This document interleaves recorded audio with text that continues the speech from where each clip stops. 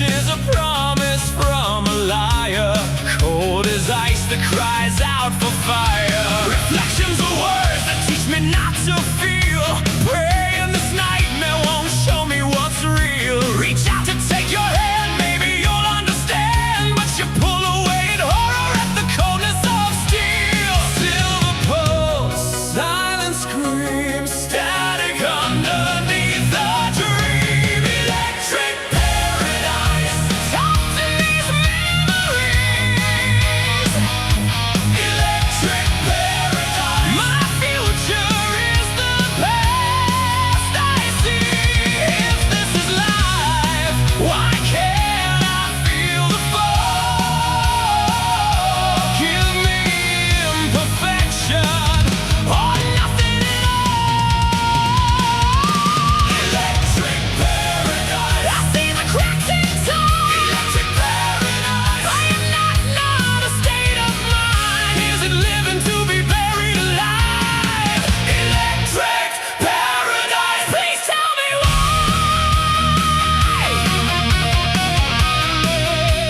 Check one.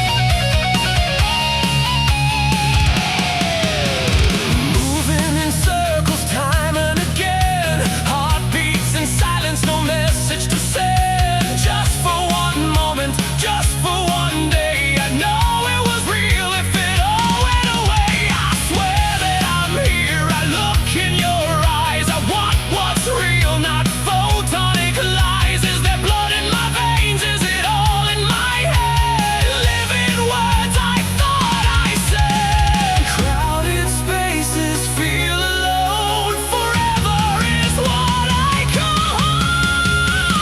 Electric paradise, trapped in these memories. Electric paradise, my future is the past I see. If this is life, why can't I feel the fall? Give me imperfection or nothing at all. Electric paradise, I see the cracks in time. Electric paradise, I am not a state of mind. Is it living to be buried alive?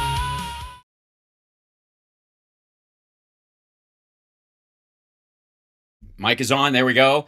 Hi, everybody. Welcome to the show. Somebody was asking, is that a new cut? New-ish. It's been around for a little bit. I started writing that song initially as kind of a joke theme for Friday Eye, playing on some themes that we done there, and then it actually kind of turned into something. So I like it. But I'm going to keep it. I'm going to pretend I didn't start out writing a Weird Al song of my own, making fun of my own style, and just lean into it. If you're on the vertical and you don't like it, I'm going landscape too. So just go to infotainmentwars.com and that'll take you to the YouTube page and you can pick whichever one you want. I swear to God. Recheck Facebook. Oh, Facebook's taking its moment. Is it being a bit of a whizzle? There's a guy. Can't stream to detect event. I don't know what that means. Unable to connect on Facebook. All right, I'm going to turn it off, turn it back on. Let's see if it does it. Can't stream. I don't know what the hell that is. Okay. And YouTube horizontal's up, right? You guys that's fine. Yes? Yes? They did say Jehovah. All right. Yeah, Facebook should be back on in a second. It's sending data. We're waiting patiently-ish. I know, it's funny how square my face looks when my hair is down, and yet when my hair is up, it thins me out. It makes me look slightly younger. It's interesting. Let's see. We're good. How there's nothing funny about the bison attack. It wasn't the poor man's fault. He was attacked. He said that. Sure it was. It was. I explained all of that.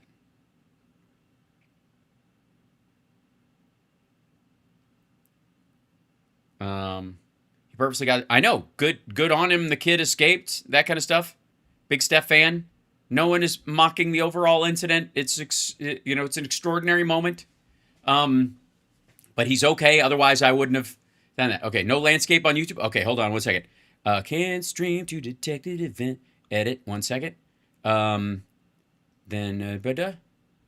and we'll try stream latency comment public. Save. How about this? Save. There we go. Maybe if I turn it off and then turn it back on, I think that might do it because it's not doing the event anymore. It'll just do its own raw show. YouTube horizontal coming up in just a moment. You big jerk. I think so. Sending data. We'll wait. I'm worried. We'll see. It's exciting. We do new. Kick has kicked me off again. Hey, we're up on YouTube. Excellent. Okay. Now we're cooking with Sterno. Hello. You have to watch later, see what I'm referring to. It was something that happened yesterday. Don't worry about it. The guy who was hit, the old guy who was tossed up in the air by the bison, and it was a very memey kind of a thing. It was extraordinary. If he had passed away or was hobbled forever, we wouldn't do it. But there's a myriad of reasons why we're okay. Anyways, so today I kind of did this. If you saw the thumbnail for today's show, which you should, because I work very hard on them. I don't confirmed. It's excellent. YouTube is confirmed in studio. Excellent. It's up and running. What a pain in the tuchus. Man, oh Shevitz. And they didn't, I did not throw in the Wilhelm scream. This is the Cringe Awards that I was putting up. This is what I made. It took me a moment. There's a lot of fidgeting with this. And it was at one point, it was like, you can't make a thing with that guy's face. He's famous. And I'm like, he's me. God damn it. Like, I should be able to make stuff of my own face. I shouldn't be punished for, already being ahead of the curve. So, anyways, the reason I called it the Cringe Awards today, other than it's kind of cringy most of the time, is because, damn, like the Hegseth video they just put out is fucking embarrassing. Like, I mean, there's stuff that's bad and lame and dumb and whatnot, but good God. Do you use AI to make these? Yes, I do. And I'm trying to train this one to be more Mad Magazine, when I'm making them, if that makes sense, like the old school cover of a Mad Magazine, that style, and it's taking a while to learn that. Yeah, so I'm on horizontally now. Look up. Let's get physical, shall we? Horizontally. I didn't pre-watch this because I'm not going to, but the title alone and the lack of thumbnail is a stack of embarrassing that it's brutal. Okay, let's just jump straight in. Hit the like, share the show, and don't forget, subscribe, will ya? Is there a buzzing sound? Oh, look at that. Oh, the buzz, the movie makes a noise, I forgot. I need to turn this down. What happened there? That was odd. I didn't bring it up. Yeah, it didn't care. All of a sudden, I don't know where that buzzing sound was coming from. That was crazy. I just saw one of the meters going, but there's nothing going to it. I'm too close to a data center. That's what it is.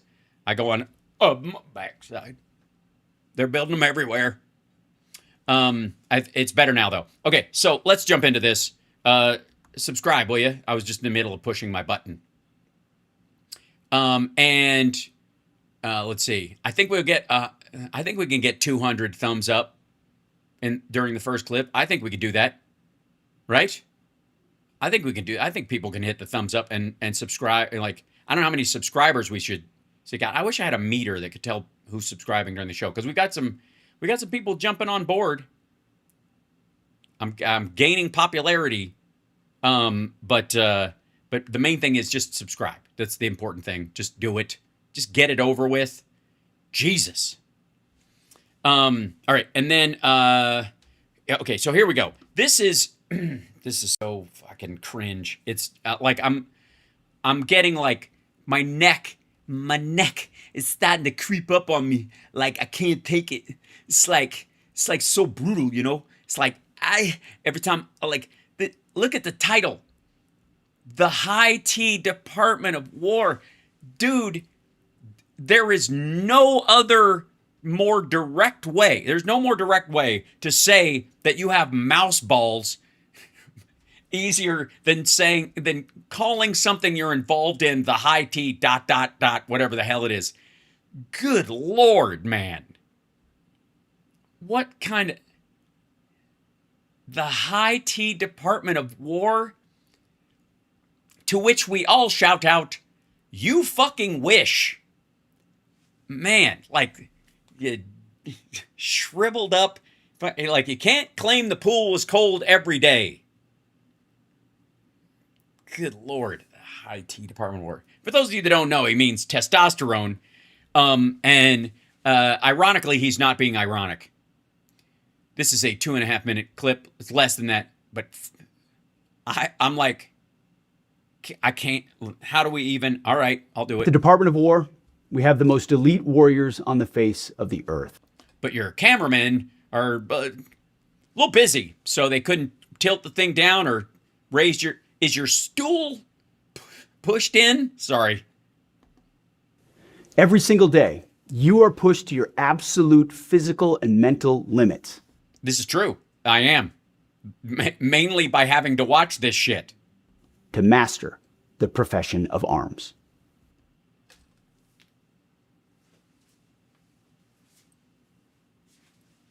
It's the profession of arms. Deep, deep, deep, doom. No, sorry. Okay. And you're all, and you give it.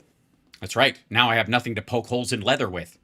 But while we invest heavily in our weapon systems, platforms, and gear, our most decisive tactical advantage will always be the individual warfighter. Suck up. We have a sacred duty to maintain that advantage.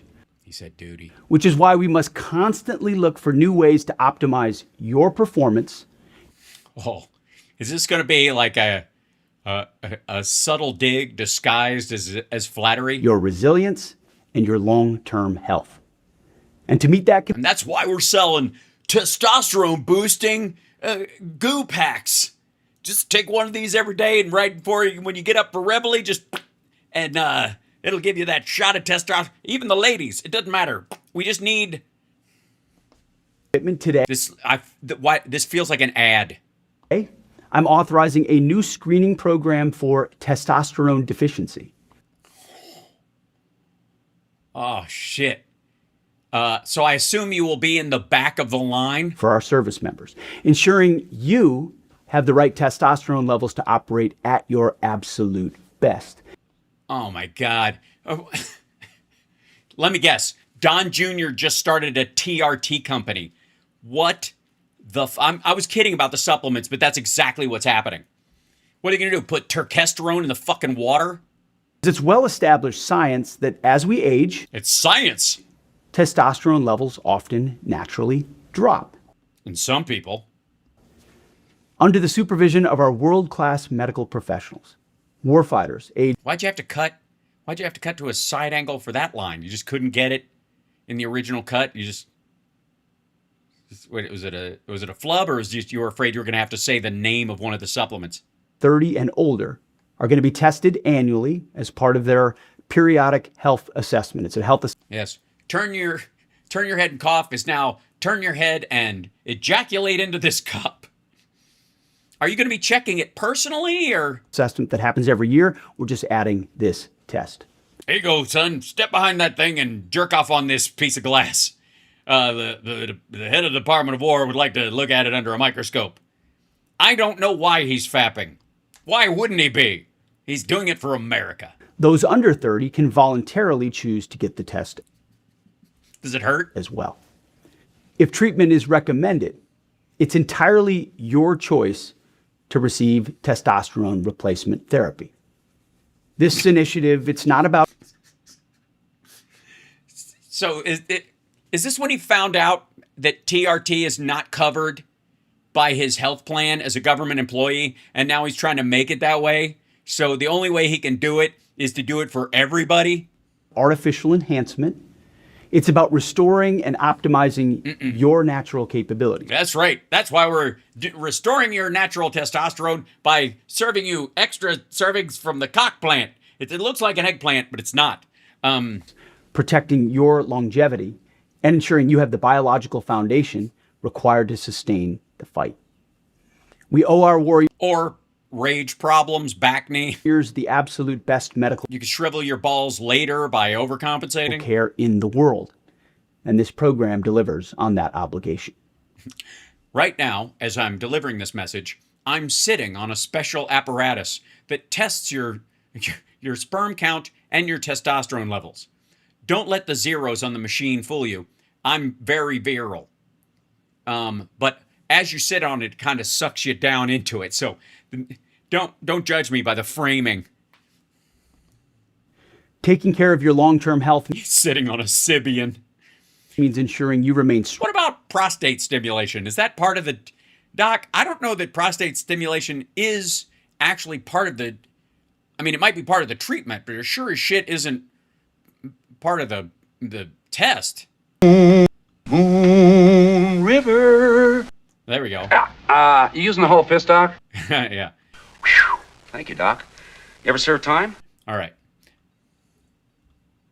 strong, resilient, and capable, not just for your next deployment, but for the rest of your life, so you can thrive long after you take off the uniform. And you know what I mean by, like, thriving. Not being a girl or a woman. As we know, the modern battlefield is brutal and unrelenting. As opposed to ancient battlefields? What are you talking about? It requires and demands maximum psychological and mental readiness. Oh, so you're stepping down. And by addressing these health markers early, we're keeping you on the leading edge of lethality and giving you the same level of support that... Sorry, what the... Does this asshole actually think that your testosterone levels affect your ability to fire a machine gun or run? Wait, why the fuck am I fighting if I don't want to fuck the person that's over the hill we take? You give this nation the absolute best. Godspeed, keep going, and God bless. And God bless science, I guess. Holy shit. So, you think he'll be the one, you know,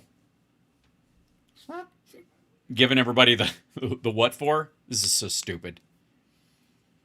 Oh, God. You don't have to be on the vertical if you don't want to. There's a horizontal version of the show. Yeah, you're okay. All right, now, that's pretty goddamn cringe. But there's a lot more of that where it came from. And we'll get to it. We'll get to this whole, like, I can't believe these people. This is one of my favorite little things here. They control you. This is how they get you to hate someone you've never met. Well, presumably, since you're calling them they, you've never met them. So why do you hate them? Someone clearly told you to. You're hating an imaginary them. So we'll get to that in a moment, maybe. And then, where are you guys? Yeah. We'll get to Todd Blanche as well. Why did this double loads everything? But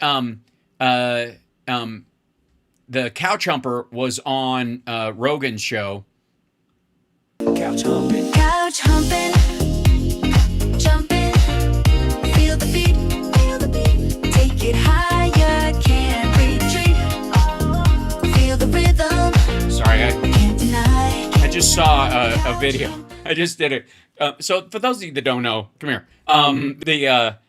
After the show is done and I'm playing the credits and stuff, and I play one of my songs, which I love, there's a couple of them that are very dancey. And so I start dancing. And then I also have a GIF off with CSL in the Discord where we just throw GIFs in. And Andrea joins in it as well. We've dragged her into our personal hell. And one of the ones that came up when I was playing The Way of the World, which I must admit, the rhythm of it, the song itself wasn't, but the rhythm of it and the way the riff goes was definitely very STP inspired to me. You just when you're messing around, you find something and you're like, oh, okay, this thing. Hold on, you'll see what I mean.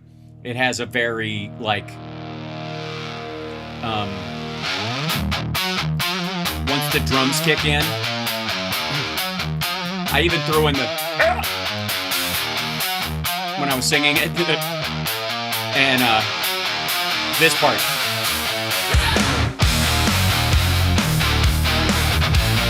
So you get the point. So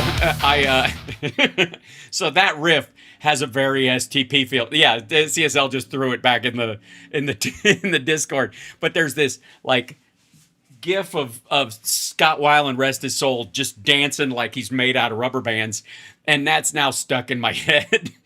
So every time the song comes up, I'm just this business. Anyways, you don't need to know that, but I need to tell you because that's the kind of show this is. We don't just sit around here trying to scare the shit out of you so you come back tomorrow. Meanwhile, there's a little bit of that, I think, in Couch Humpin'. Couch humping. Couch humping. Jumping. Feel the beat. Take it higher. Maybe not, but just for me. All right, so yes, it's a sex type thing. Anyways, that's yeah. And since I've never done drugs, I don't dance like that in real life.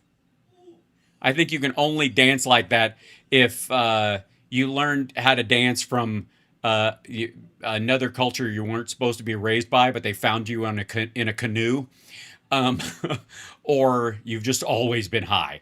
So speaking of always high, Joe Rogan had on JP Mandel.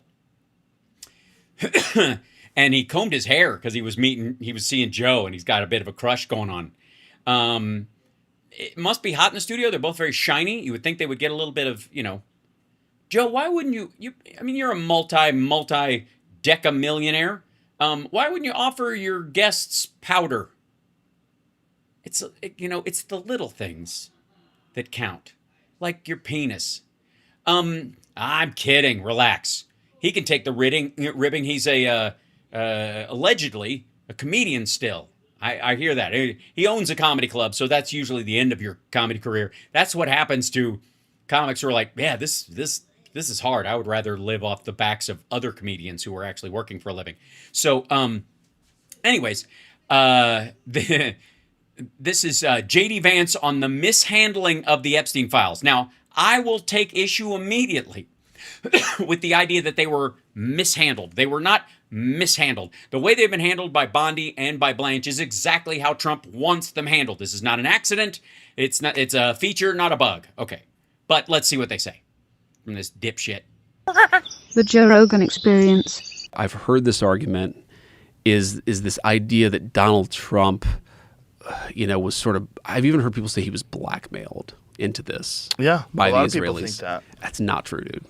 By the Israelis. I guess they start off with a chunk on the...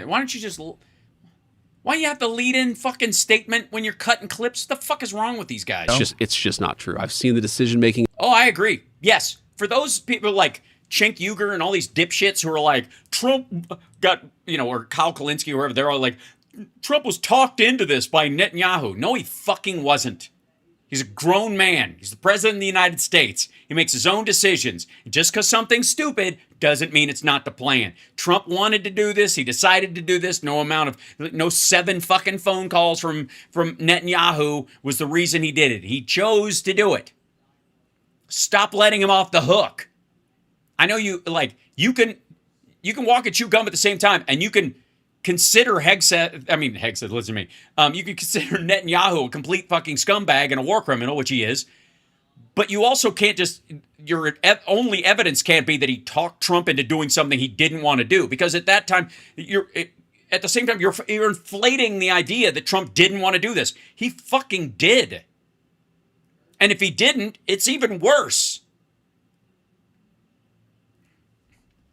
Up close again.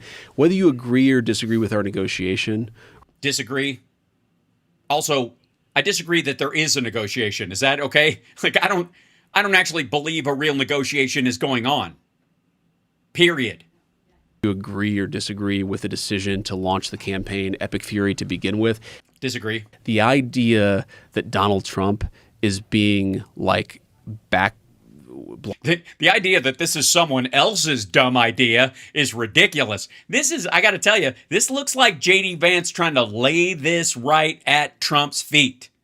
I mean, it's the ancillary benefit of not letting other people blame Netanyahu or that Trump was bamboozled in any way. Because he's in the camp that's considered to be against the whole thing from the start. And if Trump in the near future and he's trying to run things, he can go, look, we got to back away from this. This was the president's thing. I was obviously one of the voices that didn't want to do this way, but we got to blah, blah, blah. Like, he'll be able to, like, backpedal away from this. Blackmailed is crazy to me. Because, again, I see the way that he makes decisions. I see the way that he processes this stuff. Or doesn't. The idea that he picks up the phone with anybody and says, hey, Boston Brian, be safe, brother. Be safe. We love you. Have a safe flight. He's going to Ukraine. So everybody in the chat, send some love to Boston Brian. So if he checks it when he lands, he knows he's beloved. I'm going to take orders from you. No, that's just not how Donald Trump operates. Can you understand, though, why people would come to that conclusion? Especially. Yeah, I mean, you're looking at him. He's obviously dough-headed and fucking stupid. He goes back and forth on his decisions all the goddamn time. It's easy to understand why people might think he's being told what to do because he looks like he can't. When he sometimes put the zipper on his pants in the back, it looks like Walt Nada's decision, so it's easier to take them off when he shits himself. Because of the Epstein files? What do you mean? Well, What do you mean? What do you mean? That's adorable. Epstein files were supposed to be released. And there was a tremendous amount of They were supposed to be. Oh, dear. resistance to those files being released. And that concerned a lot of people. Because if you're talking about very wealthy, powerful people that were engaged in crimes.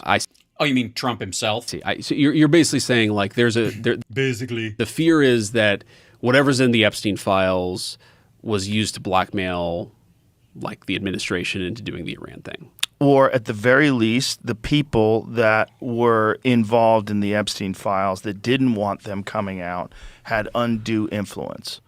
Oh, you mean, yes, they did. Yes, Trump made his own decision. He had undue influence on the circumstance. He's the president of the United States, and he's a lunatic, so I think that's undue. And he's in the Epstein files. Yes, someone who in the Epstein files is telling Trump to do this. And you know who it is? It's Donald Trump. Well, again, like, say this with all candor, like, we absolutely screwed up the comms of the Epstein files. The comms. We didn't know how to talk about lying or not releasing them. Like we just did. But do I think the reason we screwed up the comms is because we were trying to hide something? No. I think the reason we screwed up the comms of the Epstein files is one, Pam Bondi said the client list is on my desk, right? Well, they had binders. They were from the Oval Office. standing in right. front. But those binders were largely documents that had already been released, right? So yeah, that was part of the complaint, shithead. So let me try to. Well, what was the defend. purpose of that performative display of the Epstein files? And she was saying there's tens of thousands of hours of film. I don't know what the purpose of it was, but I know that here's what the purpose was. It was true, and then Trump and the people around him said, whoa, whoa, whoa, whoa, we're not releasing that shit. Trump's all over it. The effect of it was to make people mistrust the entire effort. And what I think was happening, look, I know Pam, I like Pam, I don't think there was anything malicious going on. I think Pam was... It's not her fault. No, the shit's still not coming out. Since she's been gone, there has been zero change. If anything, it's gotten fucking worse with Blanche in charge. Trying to respond to the political moment. I think she... How do you respond to the political moment? By fucking lying. Especially to your own side. It's one thing to hold up the binder and never release it and go, I've got these, I'm reviewing them. But you gave them to other people and had them walk out of the fucking building. Overstated what we had and what we didn't have. And I think that she, No, she didn't. No, no, no, no. You guys set a redaction team on making sure that the stuff she saw and was going to come out didn't. got roasted for it publicly by a lot of people, including me. Like, you and I have talked about this a lot.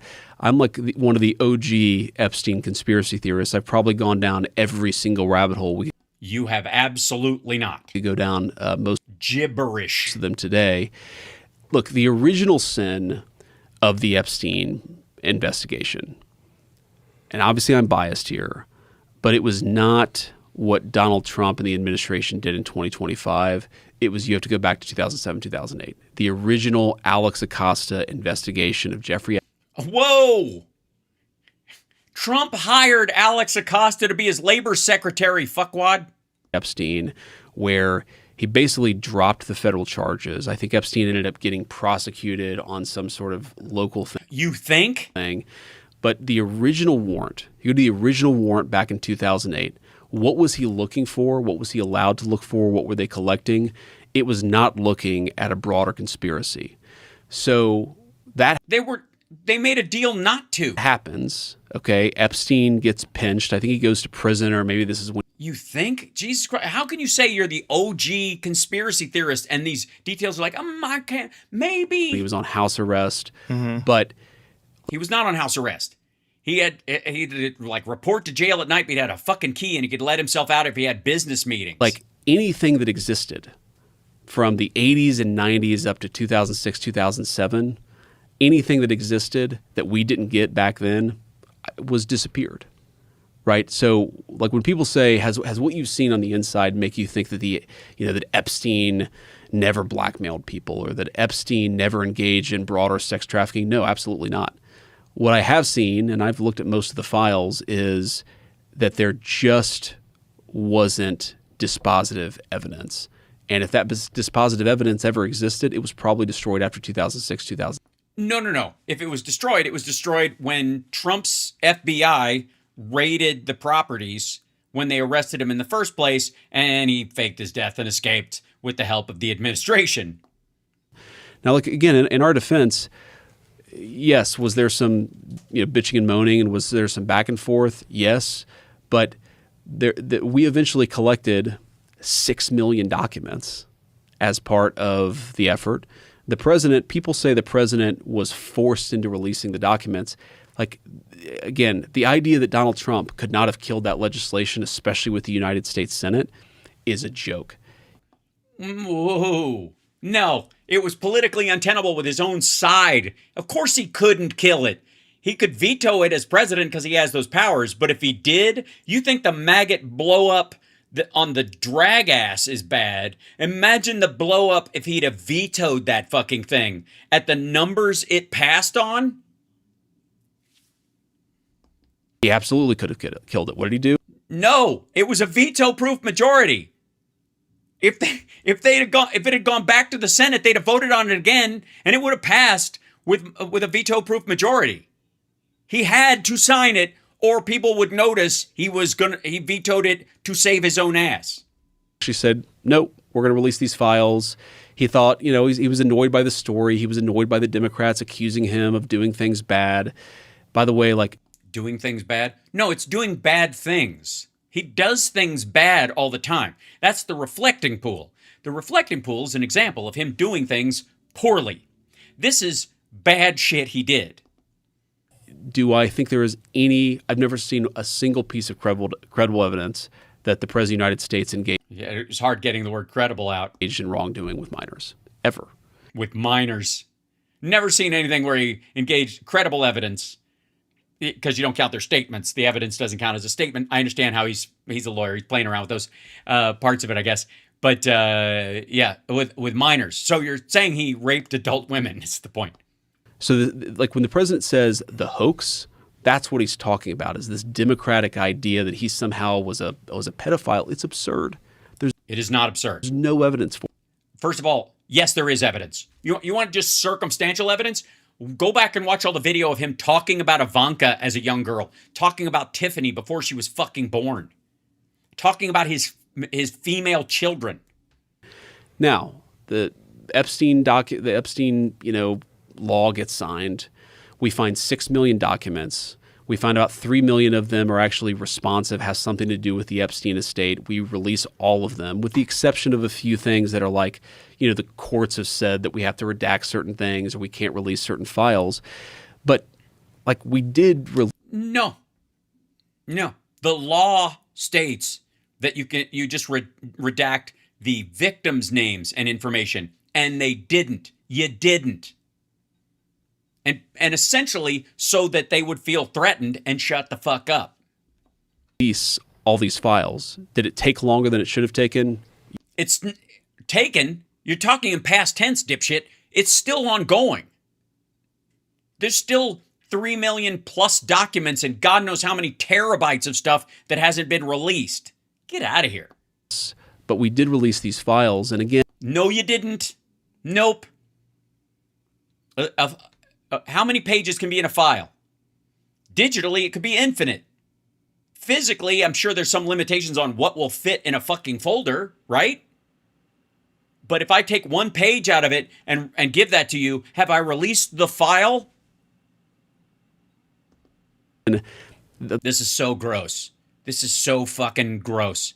And the fact that, like, you could see some sort of dubious elements of, like, how Joe is responding early on, but it won't matter. Ultimately, he'll lap this shit up and let it slide. And if he does talk shit back to this, and look at the lip smack, if he does do it, it'll be after he leaves. And it'll be like, I kind of. The problem here is not, like... Keep digging, dude. Anything that's in the files or not in the files. Yeah, it is. The problem is, if you go back to the original investigation, it was designed in a way that was way too narrow. And Trump hired the guy that designed the plea agreement. He gave him a no-show bullshit job he was not qualified for in the cabinet to shut the fuck up. Alex Acosta was labor secretary, and then he got kicked to the curb, essentially, because of exactly this. That people were like, oh, wait a minute, you're hiring the guy that has nothing to do with labor. You're going to give him this kind of job that he's not qualified for as a reward for this plea agreement that made sure they didn't go after any of the co-conspirators.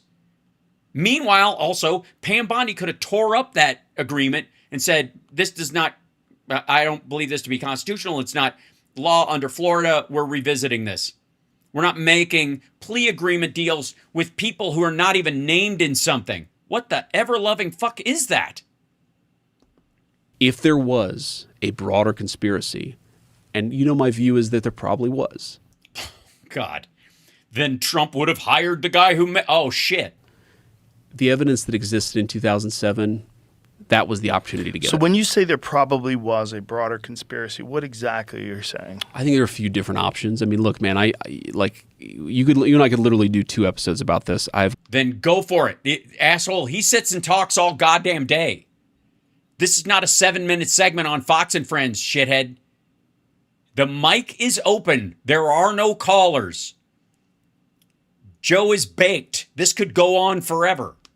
Down to every rabbit hole. No, you have not. Saying you've gone down rabbit holes is an excuse to not follow through on the conversation and answer the actual question is the opposite of that. There's this funny New York Times story. Hilarious. That's somewhat true, somewhat false, but where Susie Wiles, the White House chief of staff, says, well, we know JD's a conspiracy theorist on this. Like, I am, actually. I've gone down every rabbit hole? You've gone down every rabbit hole? Have you mentioned that you've gone down every rabbit hole? I'm starting to get a different vibe from the way you're looking at Joe and saying rabbit hole.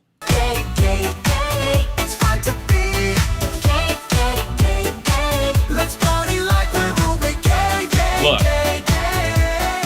that's a high testosterone environment, and you're both shiny. Rabbit hole here. Look, so there's the theory that whether it was American intel or foreign intel, that Epstein was sort of using sort of the sex ring to blackmail rich and powerful people. There's that. Yes, the people Trump calls his friends when he calls Lauren Boebert into the Situation Room to try and get her to not sign the discharge petition on a bill that ultimately passed by, bipartisan with a bigger margin, a smaller margin than any in modern history. I think there was one vote against it in the House, and none. The only missing votes in the Senate were those who were physically not there. Piece of it, I think there's a separate conspiracy that hasn't gotten covered as much, which is that Epstein actually, do it, go, just, we're going to talk about, don't go down rabbit holes, start digging a new one. If you go back to the original Epstein guy was Les Wexner, who Columbus, Ohio. Nope. No. Big money guy, absolutely. But you know who the OG was? If you want to borrow his fucking street lingo, it was Bill Barr's dad, William Barr, who Trump made his AG in the first term. His dad gave Epstein his first job that he was at an all-girls school, I think, or like a co-ed school that he was not qualified to have. He had no teaching credentials. And Bill Barr's father gave him that gig. Was the wealthiest person in Ohio, maybe still is the wealthiest person in the state of Ohio. What state were you a senator for? I might have to look that up. The thing that everybody in the Cringe Award goes to Columbus, I lived there for a time, knew. So you're saying you were you've had a mercurial rise in politics, right? This is clear. Yeah, hold on. Get back down here. You kind of rose through the ranks really goddamn fast, considering, somebody who wrote a book, was barely a senator, ends up vice president because you were in, venture capital. And so you were in Columbus around that at the time, were you?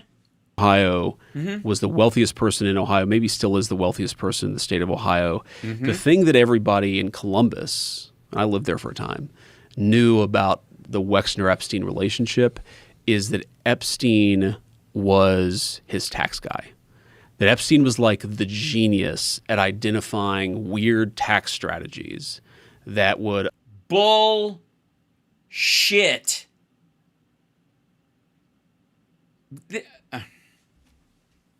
In the whole goddamn country, you can't find, with that amount of money, a bunch of people to work on your taxes that won't have genius level thoughts between them. They don't have two genius thoughts to rub together.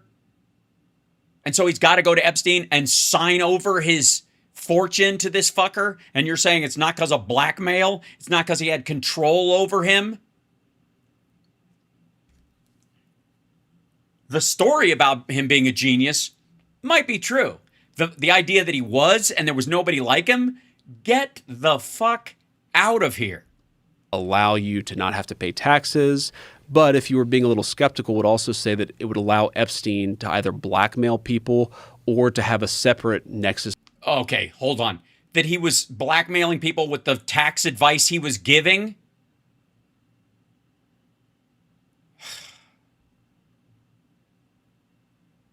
This is the fallback. That there was no sex trafficking, there was no sexual blackmail. He was blackmailing Les Wexner with the very tax advice he gave him.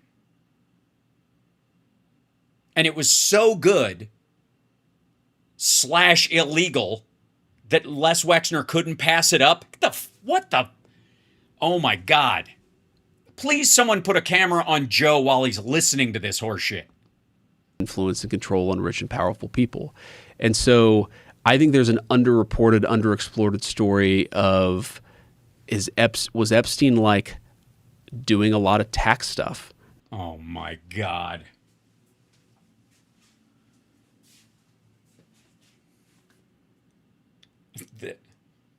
Jesus. This is fucking brutal.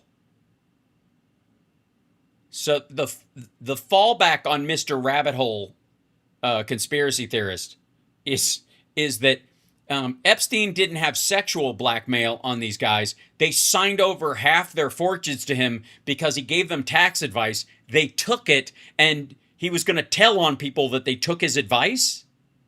Also, why is it good advice if it's just fucking illegal? If it's illegal, you can find a tax guy who will tell you ways to hide your money that are illegal pretty easily. The genius part is if he does it, he gives you advice and it's legal. That's why you would keep him around. Anybody can give you bullshit. This is amazing.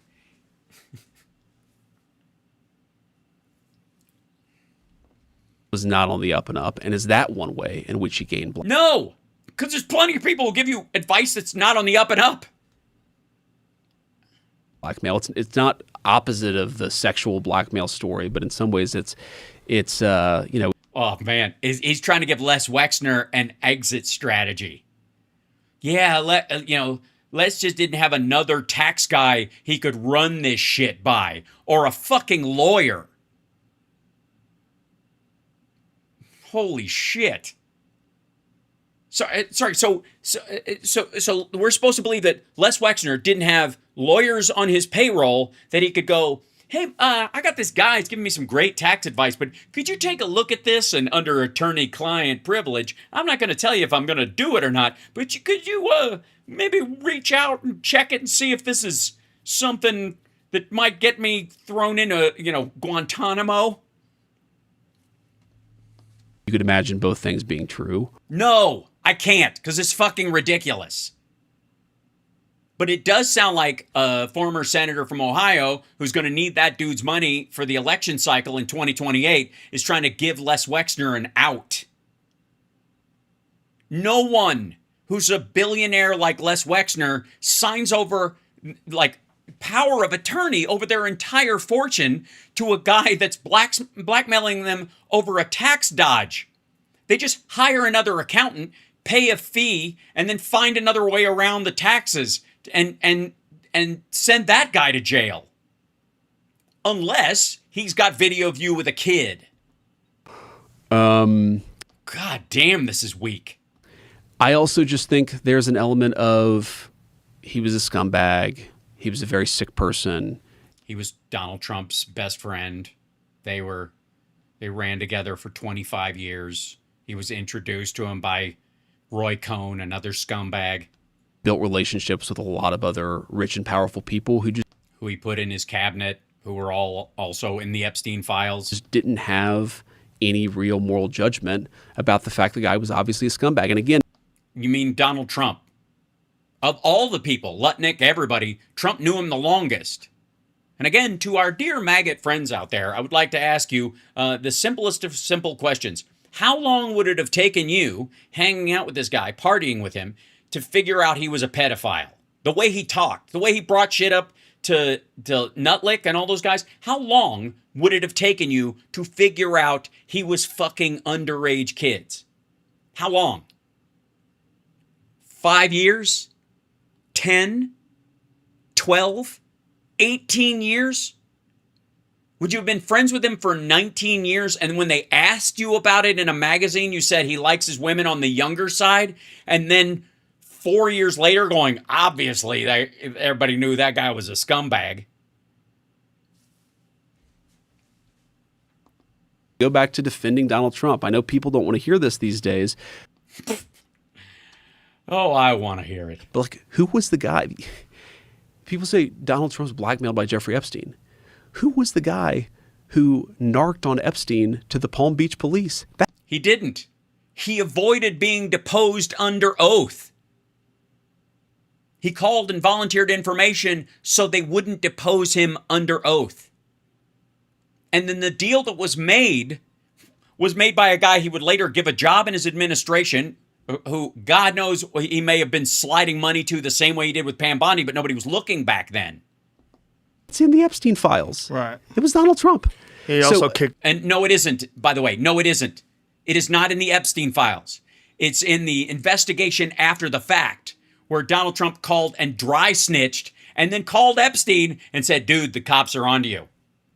So when he's talking about the real evidence was probably destroyed, yeah, because Trump said, dude, you should probably burn some of that shit or move it. him out of Mar-a-Lago. He kicked him out of He did not kick him out of Mar-a-Lago. That's a lie. That's just a fucking lie. He did not kick him out. Mar-a-Lago. No, he didn't. Joe's wrong. Joe, you're fucking wrong. He did not kick him out. He never asked him to leave. It's just, again, Well, it's obvious that Epstein was And he came back to Mar-a-Lago after the date. He's on the visitor logs going there after he was allegedly kicked to the curb. He was never a member. He was just allowed to come and go as a non-member, unlike everybody else in fucking Palm Beach. like, man. yes. But if people want to say we mishandled the Epstein release, guilty. We did mishandle, especially the community. Sorry, you're talking about this as past tense. You're not done. Communications of it. He did not kick him out. He did not kick him out. It's a lie. That story has been he kicked him out for being a creep. No, he didn't. He asked him to stop bogarting underage girls from the spa. After that argument, which their falling out happened over a piece of real estate. That's what Trump told Bill Clinton. Everybody around them knows this. It was over the piece of property that Trump already had a Russian buyer for. They both did. And it drove the price up almost $20 million. And Trump was pissed at him for costing him $20 million of a guaranteed sale point for this dude who was going to bulldoze this place.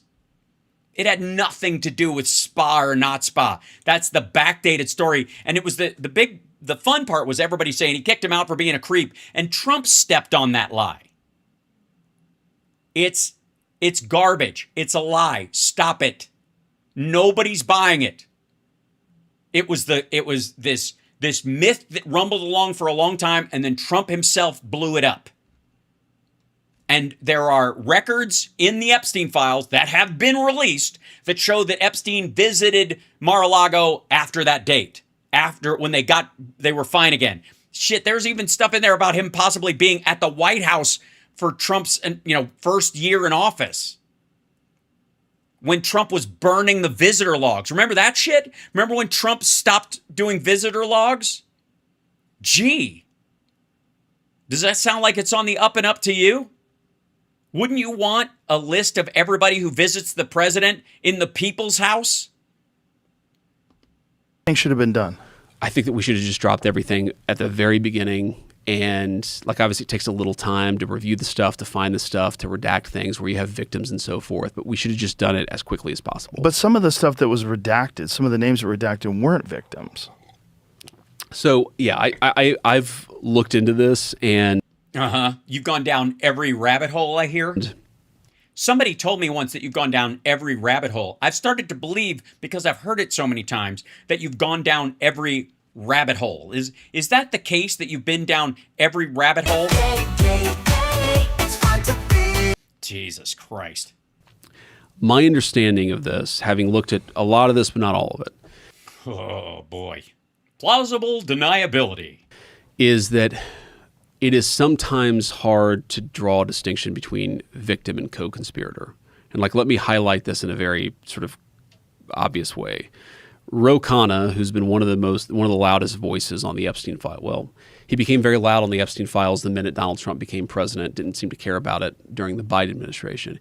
No, everybody was trying to get the stuff released, and some of the stuff was held in the courts until January of 2024, and then some of it was still being held back. Todd Blanche actually testified today that they wanted to release all this stuff, but they couldn't because the courts wouldn't let them. So they needed the Epstein Transparency Act to release this shit. So if that's true, what Todd Blanche said today, then it was true before that as well. That legally, the stuff, everything that could be released was being released or was being moved forward in the legal process to be released.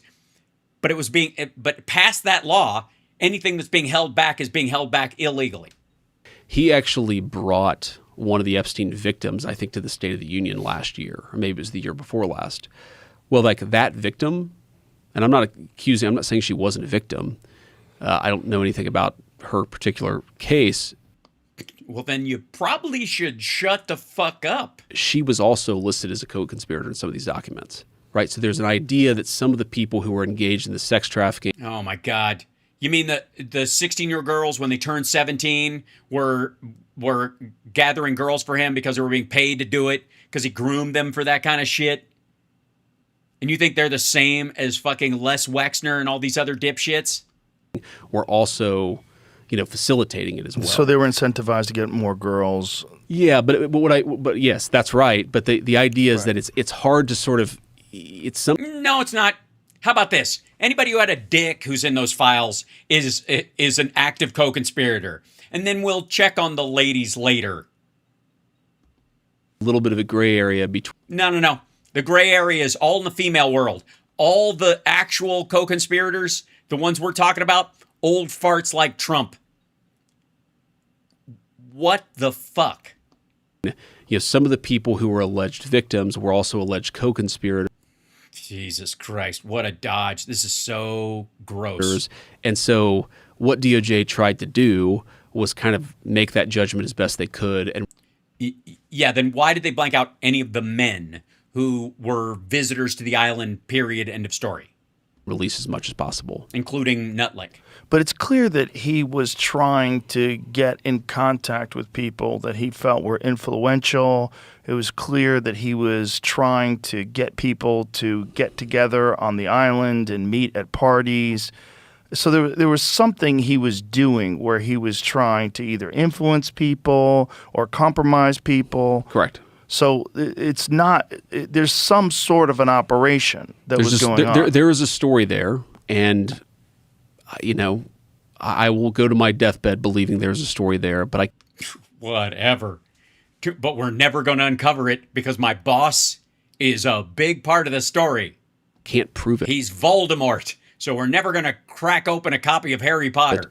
And I promise you there's not some document that at least I'm hiding that allows us to prove exactly what was going on and how. He was also trying to get scientists, and this is one of the reasons supposedly 100%. why he got that ranch in New Mexico. So a friend of Which wasn't raided during the FBI raids very specifically. Again, he was tipped off.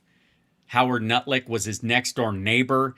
And literally, they left the door open so that in between the 2 days that they went over, he could have walked over, picked up shit, and taken it to his apartment, and nobody could have said bupkis. And then, what do you know? Howard Nutlick gets rewarded with a job in the new administration. has this element. Okay, sorry, I should step back. Conspiracy theories. One of the ways you discredit a conspiracy theory, I thought about this a lot, because I've been trying. is to try to hide it. Another way you discredit a conspiracy theory is by flooding the zone. You discredit a conspiracy theory by hiding it. Okay, no. You cause one to grow because you hide it. So what? That's just gibberish. Hold on. Back the fuck up. What, Mr. I've gone down every goddamn rabbit hole. What? Conspiracy theories. One of the. Hold on.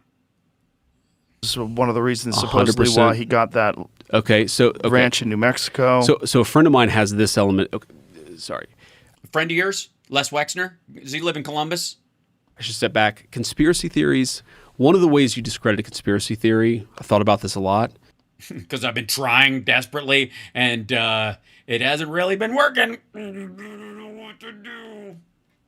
is try to hide it. Another way you discredit a conspiracy theory is by flooding the zone. So one of the things I've tried to do when looking at all this stuff is to try to understand sort of where it fits in and to, try to separate the real from the fake. But one really interesting. Okay, real quick. Neither of those make sense, right?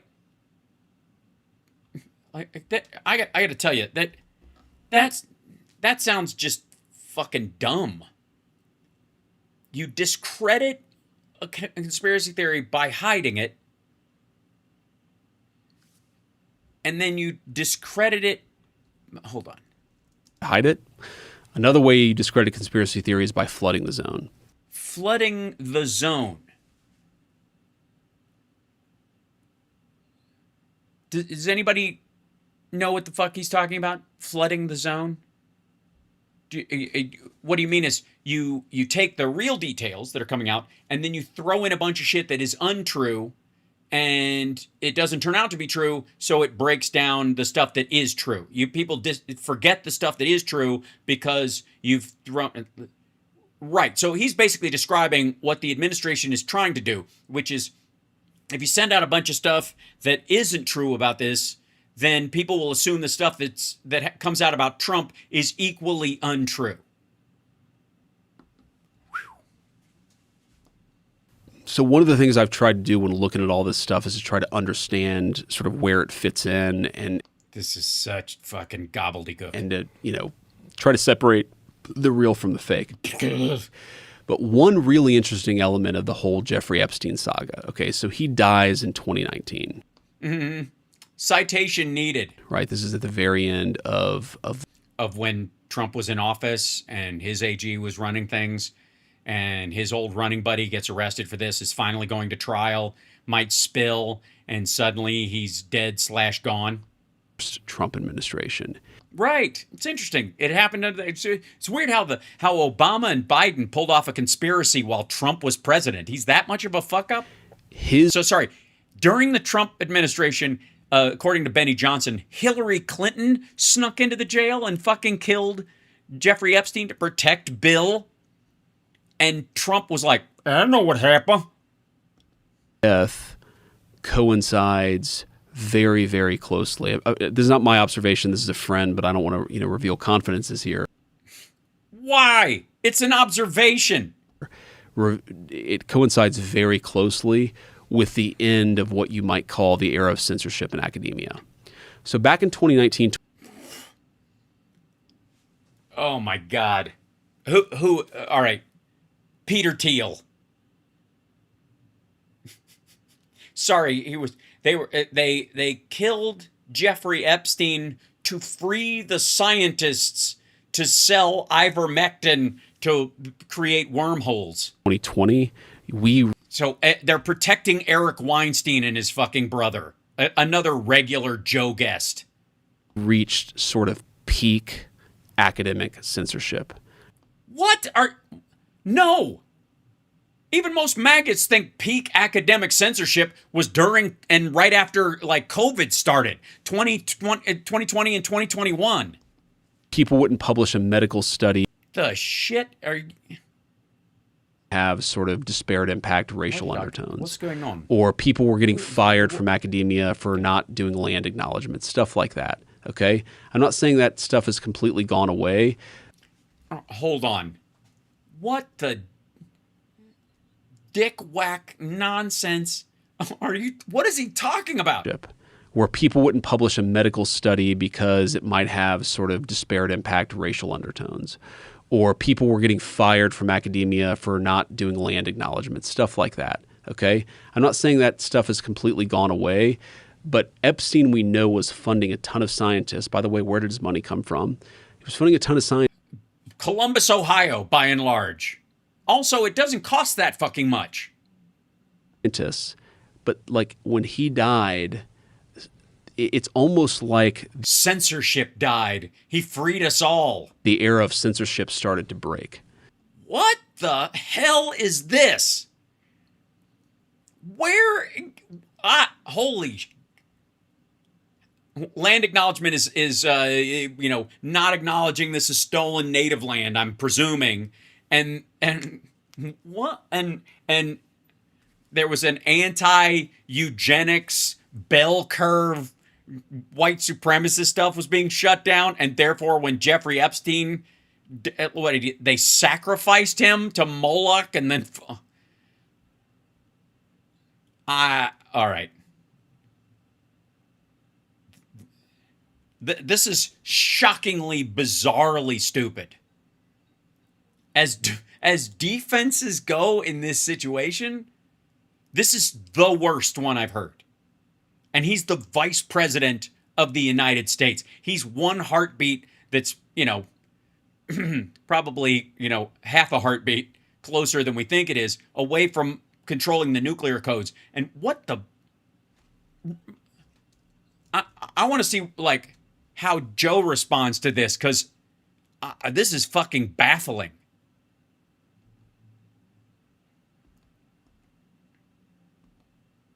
What are you doing? Play.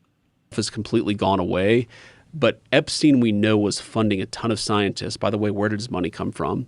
He was funding a ton of scientists. Again, like, what are you talking about? It came. Les Wexner was a multi-billionaire and signed over, like, his control of his entire fortune, access to billions.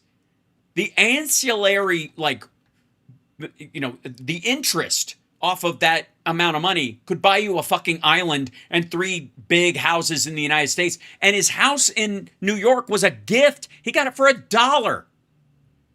He didn't even pay for it.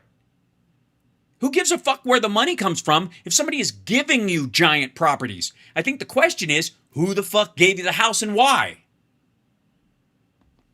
Like, when he died, it's almost like the era of censorship started to break. Because he was. I'm really having a hard time figuring out what the what? What? Does anybody? He was also plugged into a lot of in academia, but also, you know, he's plugged into the social media companies. Like, this is a dude who knew everybody. He knew everybody. So No, he didn't. No, he fucking didn't. Obama was never over at his house. Biden was never over there. Fucking Hunter was never over at his house. There's a bunch of Kennedys that never set foot in the fucking place that aren't RFK Jr. And the only Kennedys that hung around with this fucker are either, I think, dead or in the Trump cabinet. Look, So where did his money come from? Well, from giving Les Wexner from Ohio, your state. part of it is suspect tax advice and setting Suspect? Call Besant. He runs the fucking treasury. He'll tell you exactly what it was. up tax schemes for a lot of God damn. very, very rich people. Right, but why was And he possibly motivated to influence academia, and what was the purpose? I don't know the answer to that question. I mean, I have theories. There's of course Well, most people think he was Mossad.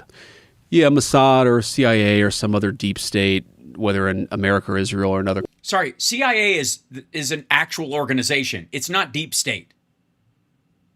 Mossad is an actual organization. It's not the fucking deep state. And when he says deep state, he really just means bureaucrats who a law gets passed and it's their job to make sure that the T's get crossed and the I's get dotted. Deep state. Country or both. Yeah, he's everything. He's deep state, CIA, and Mossad, and also not. You know, look, he clearly had connections to Donald Trump. I saved it for you. The fucking sitting president. the highest levels of American The highest levels. intelligence. He clearly had connections to the highest levels of Israeli intelligence. In fact, one of the interesting things the Epstein saga reveals about, and I try to make this point, is one of the reasons why I'm always careful, and I say there are some elements within the Israeli government who don't like our peace process, because there are a lot of elements within the Israeli government that actually do like our peace process. They recognize that this indefinite campaign is not good for them either. And the Epstein thing is interesting because So interesting. as much as I know, Prime Minister Netanyahu, not a particularly popular person in the United States of America right now, But Epstein seemed to be connected to the elements of the Israeli deep state that were left of center. Like, I've always found that oh man.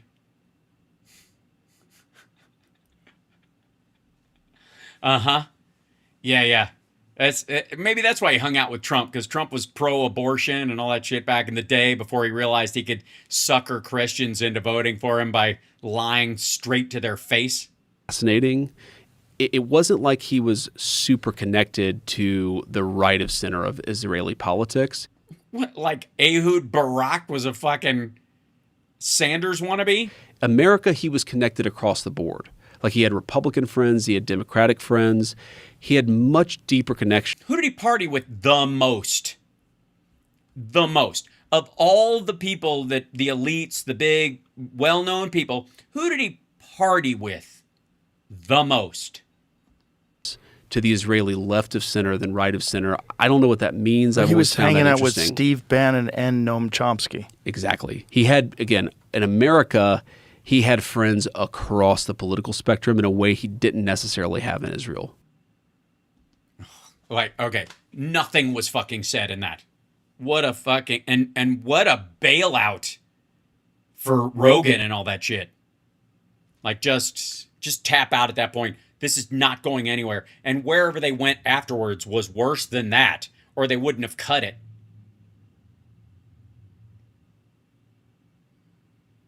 Good Lord. He was a Bernie bro, right? Hell, the dodging. So gross. Okay, there is, let me jump back to, let me close that, okay. And go back to this.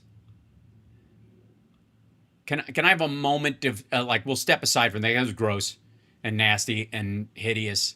Trump got interviewed, like, has done these little side interviews. I think these are face-to-face. Are they? Yeah. Hold on. Any moment, as we said, we... Hold on. Let's see if it goes. Trump's doing this little... Yeah. So he did this defense roundtable in Pennsylvania. And so he did little, off to the side interviews. This is one from Fox Business earlier, before the meeting. Thank you. I appreciate it. Thank you very much. Thank you for making time. I really appreciate it. Good. That was so natural, especially the part where he's walking up and with a mic on already. If I could ask you, this is there have been threats on your life from Iran. This is the first appearance outside the White House since the NATO summit. Do you feel safe making appearances like this? I don't even think about it, because if I do, I wouldn't be very effective. So I don't even think about it. Sorry, you can't even think about a threat, or you would be a fucking basket case? That's his answer. If I thought about it, I wouldn't be effective. Oh, sorry. Yeah, that was my bad. I apologize. There's a couple of these, so I should probably count that ahead. I'm sorry. That was just wrong of me. Clear that up. And by the way, subscribe. Just go ahead and do it. You know you want to. It's a little button. It's free. Just do it. Okay.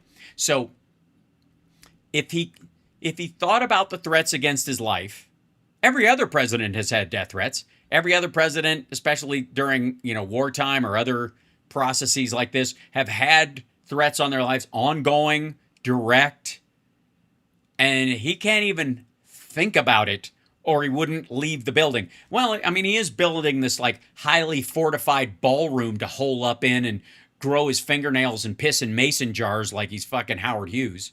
Certainly other people do, and I think they're doing a good job doing that, but Thinking? I don't even think about it, Ed. So the Defense Production Act, we're at a defense summit. Right. You invoked the Defense Production Act for Right. the defense industry. How fast do you think that means jobs? And then how fast do you think that means refilling Oh, you mean like government jobs? the supply? Good government jobs paid for by taxpayer money. Picking winners and losers in the defense sector. Rearming the U.S. military. Well, so much was given away by the Biden administration. They were given away just willy-nilly to Ukraine and anybody else that asked for it. And Nope. when I came in, I saw this. I said, there's going to be a problem. We better do something about it. And Because you were planning on an extended war with Iran and you didn't want to tell everybody. So you pretended like we were depleted when we were not, so that you could do this. This is what the whole cupboards were bare shit in the first term was about, because he thought he was going to have a second term and we were going to go to war with Iran then. as you know, I stopped, and now they pay to NATO. Yeah. We sell to the European Union. We sell to we get a lot of money. And it's not even the money. We have to watch ourselves. It's called America First. And well, if you're selling it, you're not keeping it for our stockpiles. If we need it, then why are you even selling it? We're building up. Because he's patching a hole in the budget that he blew up. Our reserves very rapidly. And no, we didn't. As you probably also know, the great companies that we have are now building plants all over, not just taking one plant that they've used for a long time and doing overtime. We have 4, 5, 6 plants by each of the major companies being built. 4 or 5 plants by each of the major companies. I gotta say, This some bullshit. We see through it. there are not 15 defense plants Some bullshit. being built. Do it. There aren't. Yeah. And new plants in No, they're not. They're just not. Nonsense. different areas to make, In different areas. You mean in other countries that aren't ours? as an example, you could say the Patriot, which is so heavily sought, or the Tomahawk missile. So we want to have it not where you have to wait a year to get something, or a year and a half or 2 years. To sell it to someone else, not for our use, but for other people, yes. We want to have it where you wait a week. Yeah. We want to be creating Patriot missiles where we can sell them like hotcakes, 10 to a stack with syrup on top. Or maybe less, and we're going to have that very soon. No, we're not going to have that very soon. These things are complicated. They take time. If you're breaking ground on a factory, they're not going to be cranking out fucking Patriots in a couple of weeks or months or even years. The CEOs? Well, they've been nudged. Oh, they've been nudged. And, Oh, yeah, there's a great nudging going on. you know, one thing, speaking of your show, and your show is great, by the way. It is so good. It's so great, especially where you cover for me on this whole affordability hoax. When you are, and so you know exactly what I'm talking about. Yes, he does. He knows exactly. What are you talking about? Some of these companies are spending tens of billions of dollars on stock buybacks. They're not allowed to do that anymore. Yeah, they are. Now they have to build plants. So No, they don't. They don't have to build plants. They just don't. they're building plants all over the country. No, they're not. Like, this is just silly. I wanted to ask you, Mr. President, about Iran and Are you nudging them as well? on Iran. You It was a Dave Bay nudging. came to the conclusion that you couldn't negotiate with the IRGC. Does that mean that you might wipe them out like you did ISIS? Yeah, it does. We will see what's happening. We Yeah, we're going to see what's happening. I love that show. received a call just as I was coming here. They want to meet. They always want to. No, they don't. He did not. He did not just get a call from Iran that they want to meet. Shut the fuck up. He keeps saying this, and it's never true. But, you know, this should have been done by other presidents for. Oh, you fucking whiny bitch. Do your job. No one cares. No one cares if you think somebody else should have done this. And secondly, if somebody else should have done it, why didn't you run on it? Why did you run on no new wars, no regime change, no wars in the Middle East? Why? Why did you run on that and lie to your constituents instead of just going, no new wars, except the Iran thing, we got to handle it. I'm going to bomb the fuck out of them first. And then, you know, if they don't come to the table and sign a deal, I'm going to hit them with the B-2s and then we're going to war. Run on it. If that was the plan, if you were bitching about this and they should have done it for 47 years, which by the way includes his first term when he tore up the other deal we had, good Lord. Many years, for 47 years, but really a lot longer than that, and it wasn't. And I never understood why, but now I do. Because if you Because it's a lot more complicated than you thought, Mr. I can end the Ukraine-Russia war in one phone call. you're not going to do it the way I'm doing it, you're never going to make a deal with them. They were very difficult. You're also not making a deal. They're good negotiators. They were tapping everybody along for 47 years. Then Obama came in and he just offered them, you know, a fortune of money. He paid them off. 1.7 billion in green cash. And Again, it was not U.S. dollars. It was in fucking Swiss francs. The majority of the money was in Swiss francs. It was all in foreign currency. No U.S. dollars that I can find. And the only bill denomination in Swiss francs that's green is the 50. I don't think they did it in 50s. hundreds of billions of dollars. And that really set everyone else back because they started wanting to make nuclear weapons. And then we hit them just about a year ago, with the B-2 bombers, and that ended that. So, Well, No, it didn't. They've still got 4 other sites. We got a little bit lucky. Our timing was a little bit lucky. Yeah, so Mr. President, Dan Kane, Raising Kane, is your chief of staff. Right. He was the one, or Joint's chief of staff, he was the one who wiped out ISIS. That's right. Could he be tasked then now to wipe out the IRGC if you can't negotiate with Well, them? we're going to be in good shape. I mean, they are really, they've been depleted. Their weapons are down 91%. It's the same. Now, like you just mess around 87, 89, 91%, whatever number in that zone sounds feasible and yet high. The drone capacity is way down. They still have, but not a lot. They hit the ships they hit with cruise missiles. Manufacturing capacity is down. Their rocket launchers and their missile launchers are way down. Their missiles are way down. Down. They're probably depleted by 88, close to 90%. Again, how do you know the percentage?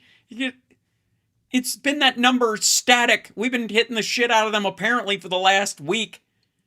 Why is it static at the same number it was a month and a half ago? That was that was the number he was talking about in the first 2 weeks. Now, that doesn't mean there's still not danger, and there is. But it's like a 12% danger. They're nasty people, but But we still want to talk. want to make a deal. I can tell you they want to make a deal. And Based on what? you don't have to be a genius to realize when you see what's happening to them every night. And now today we gave them a little daytime shot, too. So, The slobbering. He's like, you can hear him slurping. this should have been done, not by me. This should have been done a long time ago. Do your fucking job and stop blaming other people. Long before me. Something you know about the domestic. You had a term before. Hold on one second. One sec. Talk amongst yourself.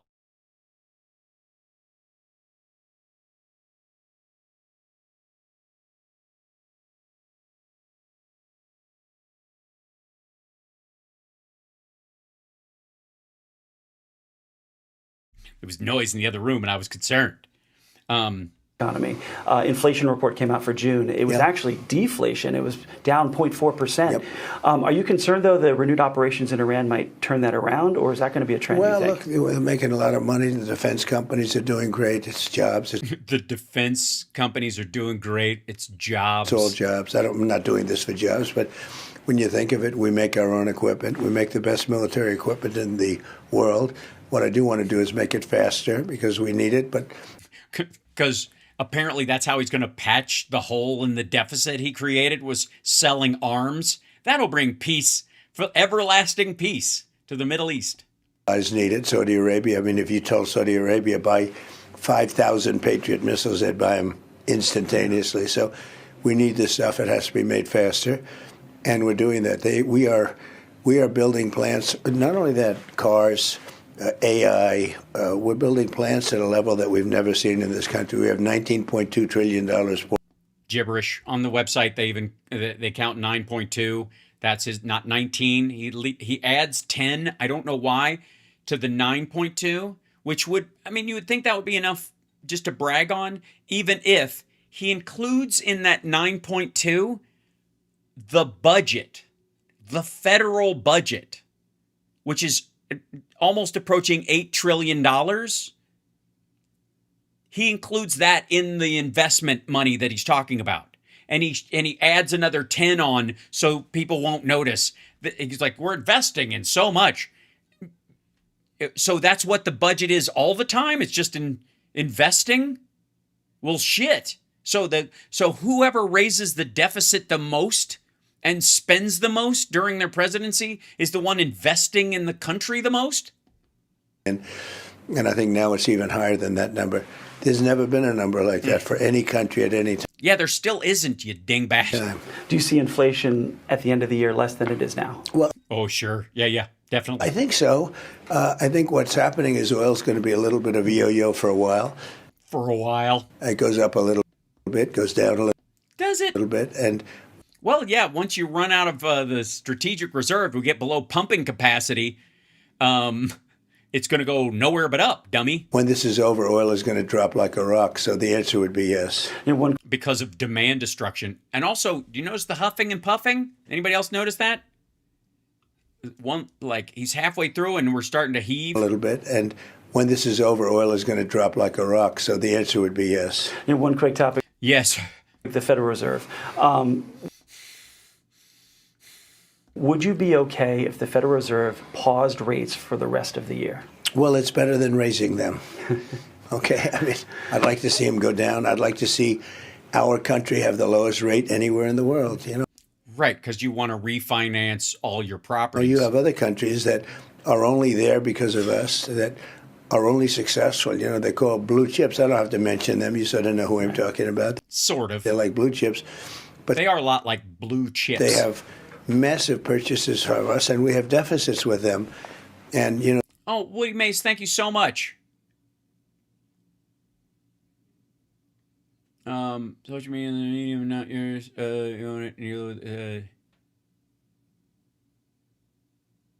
I'm not quite sure what you mean, Woody, as far as social media. I push everybody to vote, but thank you. The tariffs that brought that back a long way. Our trade deficit is down 68% in 1 year. Think of that. If Europe... Our trade deficit. Yeah, because you can't buy shit. You made the stuff that we would import more expensive. It's not because the way you take credit for a trade deficit going down is if half the shit coming in is theirs and half the shit going out is yours, and that shifts over time. So 60% of what's being traded is from them, and you're only sending out 40%, and you want to kind of even that shit out, is that you increase the trade from your country, that your country produces more things and that country buys them. And that's how you lower the trade deficit. The way he's done it is make the shit from the other country, the knick-knacky bullshit, drop-shipped Amazon crap that people buy, more expensive, so they just stop. He hasn't created like a productivity and materials, renaissance in the United States, where China is buying a lot more of our shit. They just aren't. You're not it's not improving our bottom line at all. President, and you got it down 1%, you're a genius. We have it down 68%. That's because of the use of tariffs. And I wish I... Which, again, discourages imports. It doesn't increase exports. I could use them faster. The Supreme Court said you can't use them as fast as I was using. It's not fast. You were using them illegally. You have to justify them.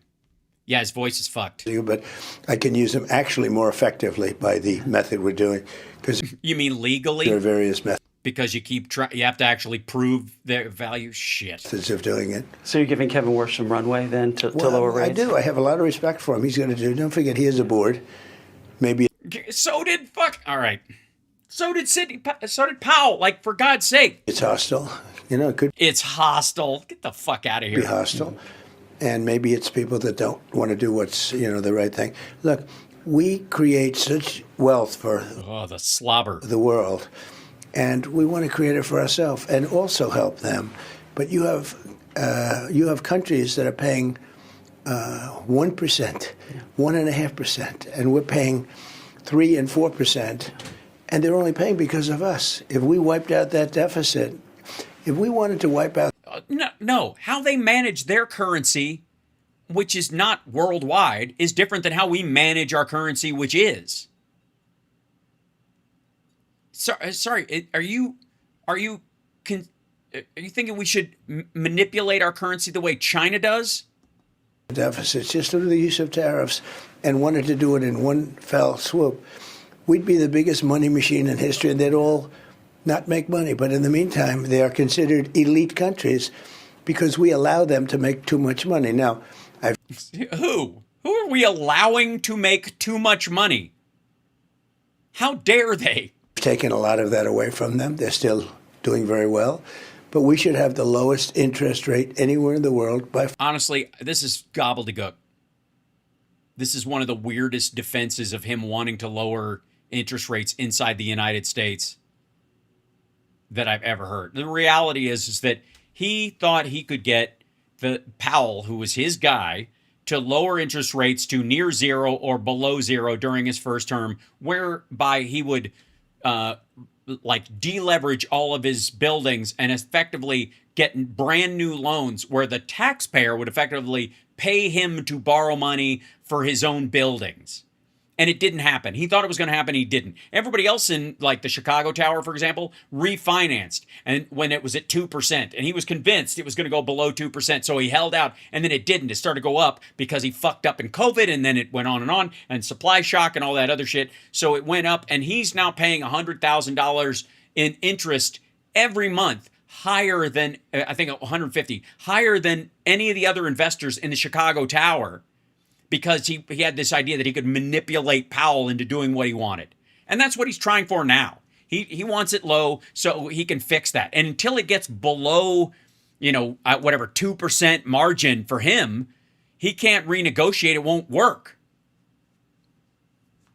So stupid. Or like we used to have many years ago. Many years ago, we didn't. Like you bought a home at 19% and houses were cheaper. That's a quick one. Your face is now going to be on a coin, it looks like, from the Treasury Department? Yes. What do you think about that? Well, I was very honored. It's cute. Not a bad picture, but it's very cute. They gave me a coin. That's very unusual from what I understand. A gold coin. A gold coin and a silver coin. It was. Oh my God! Yeah, they're kissing your ass while you're alive because you'll play with them like toys. It's very unusual, but I was honored by it. Mr. President, thank you very much. Thank I you. appreciate your time. You do a great job. Thank you. You're so good helping me bullshit. All right. Then I think he did a second one of these. I'm honored by the Trump coin. I don't know why he's not more excited about the Trump meme coin. I think this was the other one, the exclusive with Fox. And he might have sat down for this one. It looks like he's actually sitting. Hit the like, by the way. Hit the subscribe button. You wanna. Do it. All right. That's my call to action. I'm a professional streamer. All right.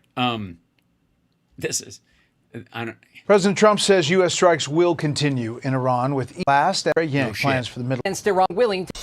Mr. President, thank you for speaking with Fox News. And thank you for sitting in a room with no table, because it's not awkward at all. Also allowing us to shoot from the side where everyone can see that you're wearing a big puffy diaper. Thank you. Thank you very much. We have seen extensive U.S. strikes against Iran for 3 consecutive nights now. This comes after the Iranians attacked vessels in the Strait of Hormuz. How would you describe what is... Vessels? Sure, I can vessel. ...happening at this moment? Has the war resumed? Well, I guess you could define it any way you want, but certainly we're beating them up really badly. They have to be beat up. We're hitting them very, very hard. We're beating them and hitting them, and they have to be beaten and hit. But I wouldn't call it a war, even though we just told Congress that we're back at war. Every single thing that they have along the shore, along the waterfront, The waterfront, yes, all their beachfront property. If you look at the Strait of Hormuz, it's now, we're finding it hard to find where they have anything. We're looking for targets. We want to keep bombing, but we're going to have to probably bomb inside the country. We have to stop it. We have to keep... Oh, I'm sorry. Yes, new none alert, because some people tune in later or watch the clips. If you're watching the clip, let me know how much you appreciate me when I give you a none alert, so you can be forewarned. I often recommend putting a paper bag over your head and just pulling it down to here. But open, I was going to charge a fee, but instead they'd rather spend a lot of money in the United States, which... They threatened to pull back what investments they had promised if he did that. Frankly, is better because I don't like the idea of a fee. Then why'd you fucking bring it up? It's got to remain free because otherwise others will do the same. It will set a terrible precedent? Yeah. Why'd you bring it up, asshole? Same thing. But I think we've made tremendous progress. So your objectives are... Edit. Hold on. They it's bad enough they do cuts in these things because it's a short one anyways. Others will do the same thing. But I think we've made tremendous progress. So your objective... Look at that. Man, slice. ...are to ensure that Iran never has a nuclear weapon. Yeah, that's the main one. Yeah. That's why it was optional in the MOU. To keep the strait open and to degrade the Iranian military. In theory. Those objectives be completed in an air campaign alone? Or does this require a ground component? Well, I think they're completed now, honestly. If we left right now, it would take... Then why not? Them 20 years to rebuild what they have. The only way you can negotiate with these people is through strength. Then what the fuck have Kushner and Witkoff been doing? And the only strength is military strength. And that's what we've done. And I mean, literally 2 days ago, we had a deal. No, we didn't. And then they broke it at the No, they didn't. last moment. They broke it. Will these strikes continue? Look at man, they're chopping the shit out of this thing. They'll continue until I say it's enough. I mean, they'll continue. They've been, the word the military likes to use is degrade. They've been degraded to a very low level. Yes, and you're an old hand at degrading things, making them look shitty. And they have fight. It's like a great boxer. You think you have him beat, and then all of a sudden he comes back and he gives you a shot. So Iran is a great boxer. They have some fight left, but they don't have much. And their weapon degrading has been incredible at a level nobody thought it was possible to do it. The weapon degrading is at a level no one's ever thought possible. This quickly. Gee, it's almost like these are muscle memory sentences he just blurts out. Posted today on True Social comments that you made back in 1988 about Karg Island. And at the time you said, one bullet shot at one of our men or ships, and I'd do a number on Karg Island, I'd go in and take it. Yeah, but what's the ultimate quote of this entire Trump administration? It was just bullshit, Joel. Yeah, that's not a thing. Bullshit! No. Do you still intend to take Karg Island? So I can't say that to you because if I did, it would be foolish, right? But it'd be nice to make a little head. You did say it before. He's quoting you, shithead. Headlines, but it would be foolish. But I'll tell you about Karg Island. So tell us all about it. We've already.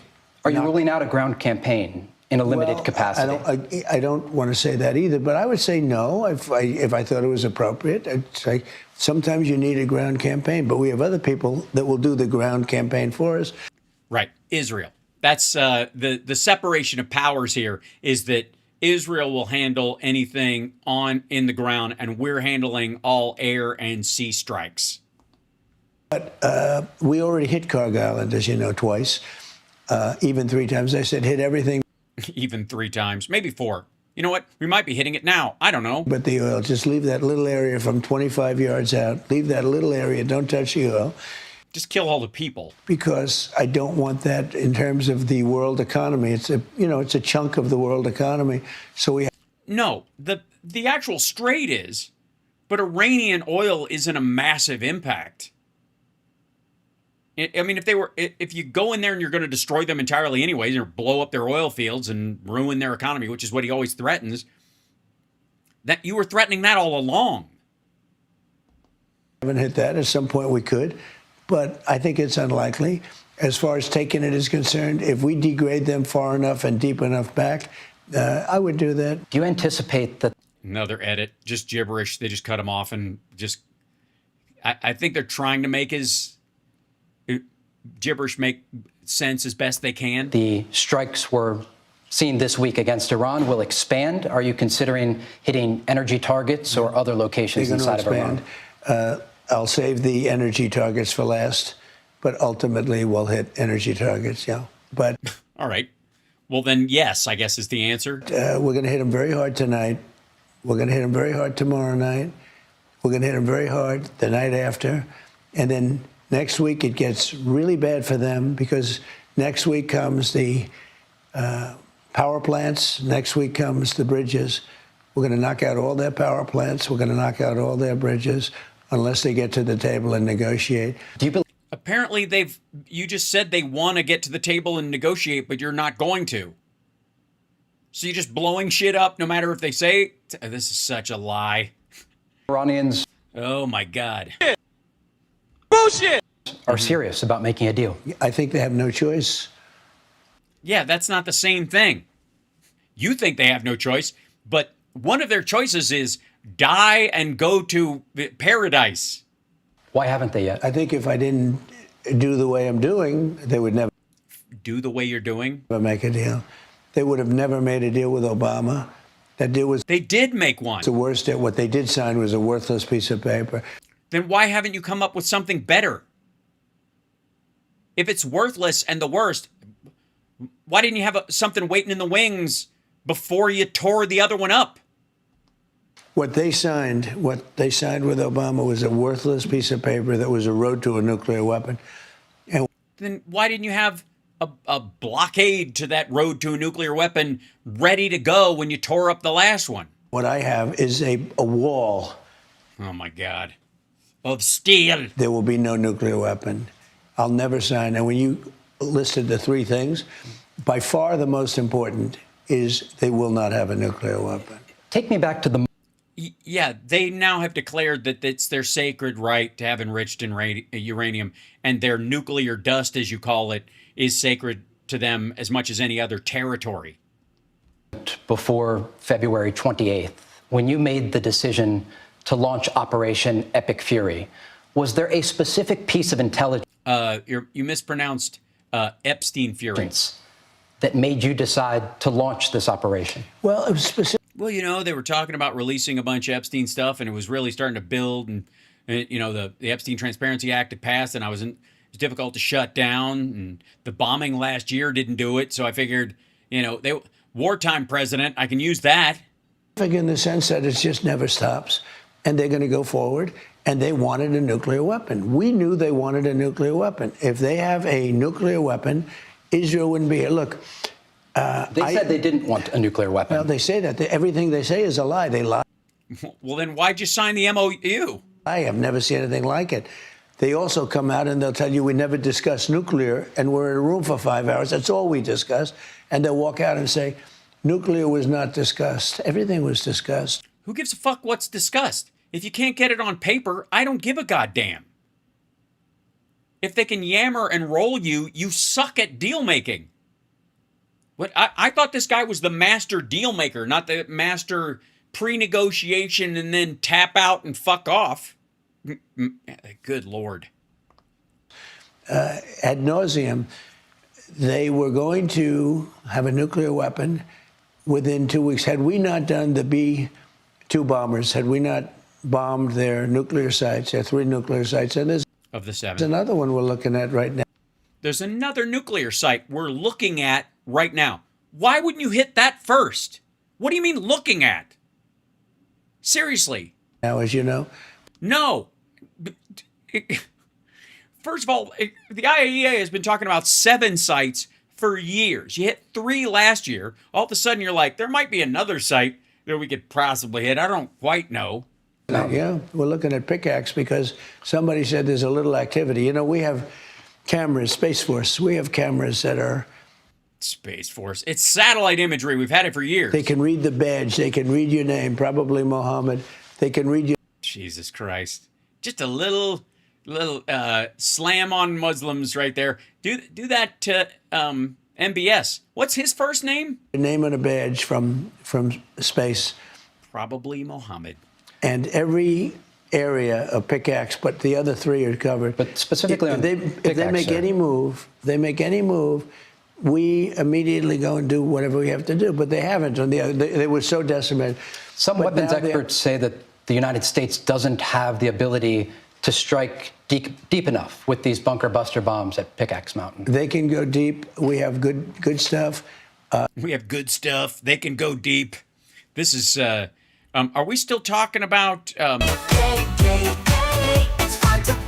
what? Nobody knows about Pickaxe. By the way, nobody knows if they even are doing anything in Pickaxe. Jesus Christ! I don't even know. They don't know what kind of bombs we have. We don't even know how big the blazers are, even if we would. You know, nobody knows, except everybody who does. Something that comes up. We have cameras on it. There's very little activity there. But if there's even just a small amount, we'll hit it, and we'll hit it. Sorry, you just said there was very little activity. What constitutes enough activity to blow it up or some shit? There's very little activity, but if there's any activity, we're going to blow it up. Well, then fucking knock yourself out, asshole. What are you waiting for? Hold on, I'm going to move the chat over so we can make it a little bigger, by the way. Nobody knows. There's very little movement there, but if there's any movement, beyond the little bit that is obviously happening. I want to ask I mean, it all looks really little. I mean, they look like ants from space. you about the Telegon facility. It's outside of Tehran, and it was hit in U.S. strikes previously. These are satellite images from June and July. Okay. And on June 22nd, you can see activity at this site. Yeah. And then on July 7th, there is movement. There are trucks and cranes and... Sorry. This is good. This is good. This is just like, oh my God, did this asshole, does he have is there a leaker in Space Force? Or is this dude just using OSINT fucking, like, Google Earth shit? that image, freshly poured concrete. Right. What do these images say to you? What I'm hearing is that they put, and what they've watched it, that they poured concrete to close up the entrances so we couldn't get into it. So that's what they're saying. But is that what they're saying? We can hit that one very easily. You know, it only takes a matter of minutes for us to do it and do major damage. Well, then kind of why wouldn't you?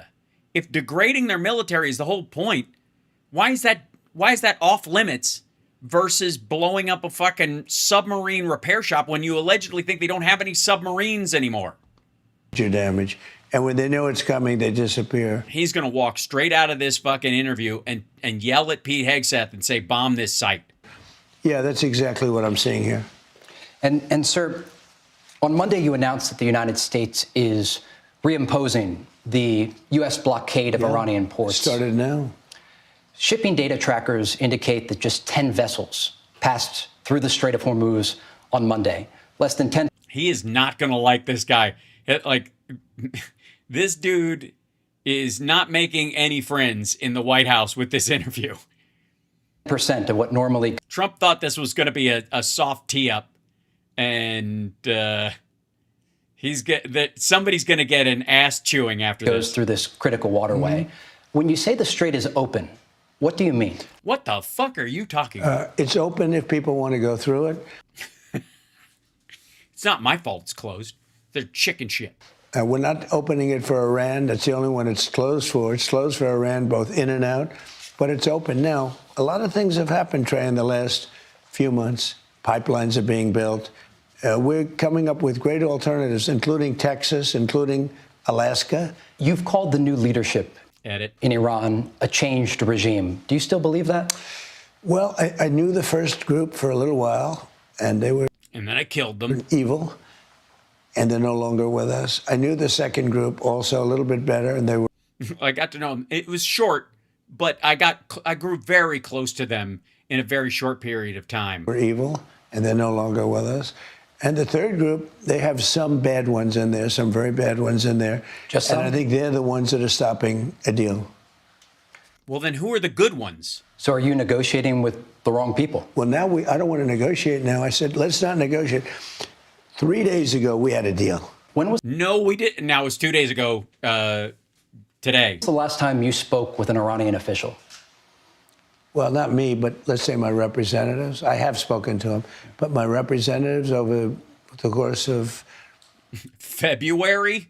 Well, actually, an hour ago. And what message was delivered? They want to make a deal, but every time they make a deal, they break it.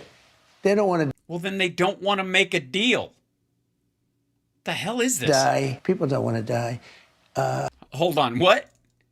Back the fuck up.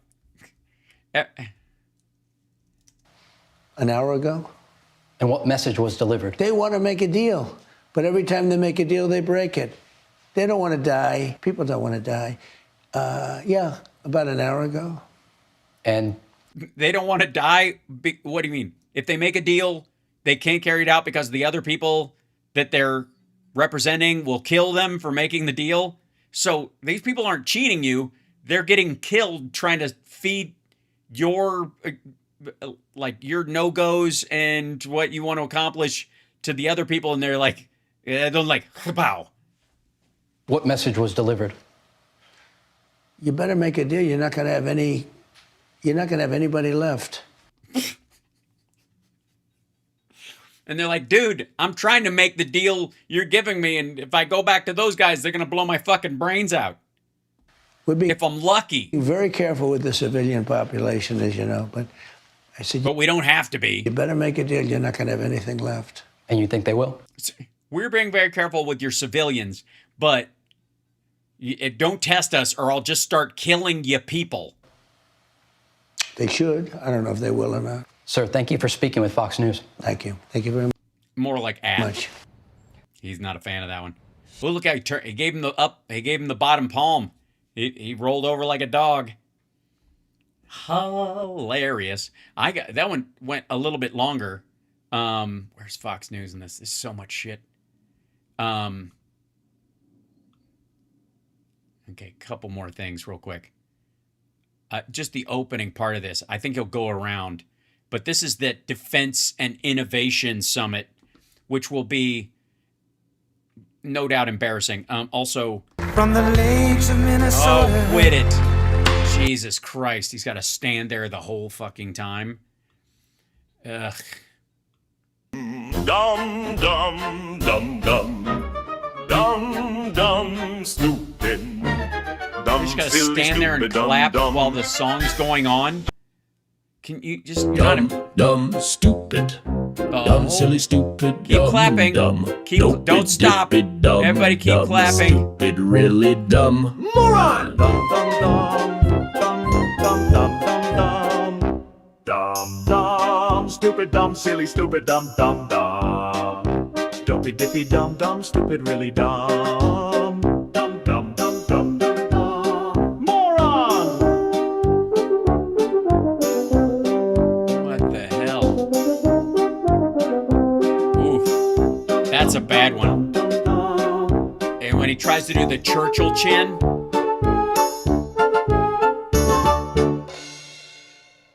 Whoa.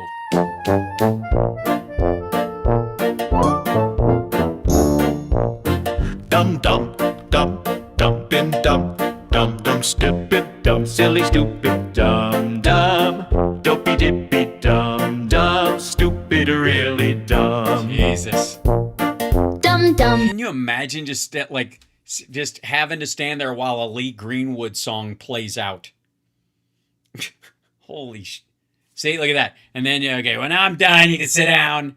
Oh, God. Hold on. Let me put this over here. What a great song that is. It's so good. We just all have to stand and listen to it. We've all heard it. Yes, we have. Lots. Became hot. Lee became very wealthy. Lee Greenwood, he's fabulous, and I want to thank him. He's been with us from the beginning. Yeah, you guys sell Bibles together. A book you have never read. A great guy, great talent. And Pennsylvania, you are really rocking. You got the big ones here. And David, Dina. Now I'm in a world where I'm shaking hands with all celebrity business people mostly, but they're biggest names in business, and they're all spending money in our country, but they're all spending money in Pennsylvania. So I just want to say thank you. But this is a hot place. It is so hot. It's a hot, we would say it's a hot commonwealth. Never call it a state. You're in Oh, my God. deep trouble. I've seen people's political careers end over that. Bullshit. Just call it a commonwealth. A lot of people don't remember that. No, they have to remind you. That's why you think that. But I think it's great to see what's going on and to see the kind of genius that I'm surrounded by. All of the people that I met backstage, but it's pure genius. I want to thank Senator David McCormick for organizing this extraordinary event. And I came to another one with you about a year ago. And that was a monster, but it wasn't like this one. This is even beyond. I was on energy. And it was very impressive, but this is something crazy what's going on. It is crazy. Outstanding work on behalf of the incredible people of Pennsylvania. You know, he followed me along the campaign trail, and Oh, God. They loved me and I won and blah, he blah, had blah. a tough race. It was a tough race. A lot of people wouldn't have had the courage to do it. It takes guts to run for office. People don't know that. Only the people that never get there know it. But the fact... Sorry, the winners don't realize how hard it was? that you did what you did. You did it once, and you did it really well, but things didn't work out, and you did it against actually a much tougher. What the fuck was that? Did it really well, but things didn't work out, and you did it against actually a much tougher opponent. They cut something out because it was awful? And it wasn't even close. So I think he's a great guy, great spectacular. Awesome. Cool. I come not to praise rando asshole, I come to bury him. Guy with a great helper, right? He's a great little helper. But we're here today to celebrate a colossal victory for this Commonwealth and for the entire nation. This afternoon, they've at least put plastic coating on his pages so he doesn't slobber on them anymore. I guess that's a move. Announcing nearly that's positive. $10 billion of new investments in our defense industrial base right here in the great Commonwealth of Pennsylvania. And yes, nothing says freedom and the ingenuity of the American people like government spending on defense contracting to shore up the economy in an area you want to win later.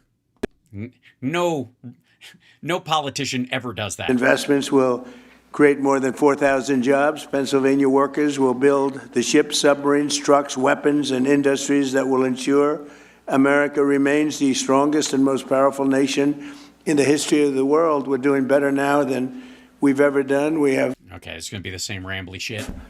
19.2... Okay, same lie. Okay, before I get to that, hold on, I'm going to jump out here because I'm over time anyways, but I want to show you guys a couple of things before we do this. This is, clear that out. Man, this is going to be, this is kind of a side, a point of privilege, Mr. Chairman. Just somebody who already saw this is gonna. Are you guys gonna warn me in the chat room at how dumb this is? Chenk's warning about AI. Ooh. Let's see what the warning is about AI. Let me guess. Data center energy use or some shit. Billionaires. Economists are saying, this AI thing is going to be a disaster. I don't want to say told you because we're super worried about it. Economists and AI insiders warn of incoming job loss tsunami. They've been talking about this for a while, and it actually turned out in the most recent studies not to be the case. But let's go. How big a disaster it's going to be. I'm going to give you some predictions on how awful this is going to be for our economy. But it's good to... You mean there's a bunch of people who are going to lose jobs you don't do? See that economists are waking up and going, oh, right. It's not going to be rainbows and unicorns. It's going to be an enormous amount of unemployment, let alone other parts of it. Elliot has a story. Yeah, so over the past go for it, Elliot. few years, economists have largely been on the fence about the potential impact of AI on the livelihoods of American workers. Which economists are these? With many highlighting how historically concerns about technology have tended to be a little overblown. But a new statement signed by almost 200 economists and tech leaders, including 16 Nobel laureates, seems to signal a shift away from skepticism and toward the need for immediate action. In fact, the title of the statement is just "We must act now." But what it says is only almost as notable as who actually signed off on it. So first, the statement. 1. AI may become radically more powerful over the next 10 years. Wow. You think? 2. This could may become? Drive an unprecedented transformation of our economy, larger than the Industrial Revolution, but unfolding over a vastly shorter time frame. It could bring risks, including large-scale job displacement. Which is an interesting thing. They don't say large-scale job loss, because they're not sure of it, so they say displacement, but everybody breezes past it. As well as opportunities such as major gains in living standards. So is that what the warning is about? As well as opportunities such as major gains in living standards. Oh, you mean the jobs that aren't going to be done anymore because of these things will lower the costs of the average item that we're talking about so that more people can afford them than just the rich? Sort of like when furniture has to be hand carved, only rich people have nice furniture, but IKEA. 3. Economists, policymakers, and technology leaders must act now to understand the economics of transformative AI and to build the incentives, guardrails, and institutions needed to steer AI in a direction that complements humans and benefits society. Like, this is shit you actually hear from OpenAI and Anthropic. So while the statement does not offer actual specific policy guidelines, it does. Oh, fuck you. Oh my God. Seem to signal an overall shift in the general attitude of economists that they're pointing out that it might raise everyone's living standards around as well. AI, at least according to Eric Brynjolfsson. Yeah, this is like TYT doing a story from a year and a half ago. Next, do one about AI hallucinations. A Stanford economist who also helped put together this effort. There's been a notable change in the profession. I still see a big gap there, a big mismatch, and I'm kind of worried that we're not going to be ready for the tsunami that is coming. Kinda? That sounds alarming, and to make matters a little... I don't know, the kinda part kind of takes the alarm out of it. I kind of... Hi, yeah, 911, what's your emergency? I kind of think there's a fire. What do you think? Well, there's smoke. Might be steam. I don't know. I'm not really an expert on smoke. It might be my neighbor who, blazes huge blunts after work, but I can't really tell. Yeah. Can you send a fire truck? Yeah. Just in case it is a fire. I mean, yes, it wasn't yesterday either. Okay. My worry is that in a couple of weeks it might actually be a fire. Could you send a fire truck right now? Yeah. I'm just worried if they install sprinklers, we won't need firefighters anymore. And then who will I call? Jesus. Worse, the call may be coming from inside the data center, and that's because among the signatories are people from Google as well as OpenAI and Anthropic. There's Sarah Fryer, OpenAI's finance chief. There is Jeff Dean from Google's DeepMind, and Jack Clark, a co-founder of Anthropic. So altogether, there are 16 signatures from people associated with OpenAI or Anthropic who are joining with economists. Let me guess, they're the ones who threw in the maybes and the kind ofs? And other tech leaders in urging immediate action. And according to Brynjolfsson... Immediate action with no policy direction. Fuck off. We need immediate action. What do we do? I don't know. Somebody ought to do something quick. Like what? Go ask an economist or somebody who works in AI. That's you guys. Holy shit. A lot of the difficulty facing economists here boils down to contradictory measurements that make it very difficult to draw a conclusion. So yeah, but that won't stop Cenk, I'm sure. On one hand, the unemployment rate has been mostly holding steady. However, white-collar payroll...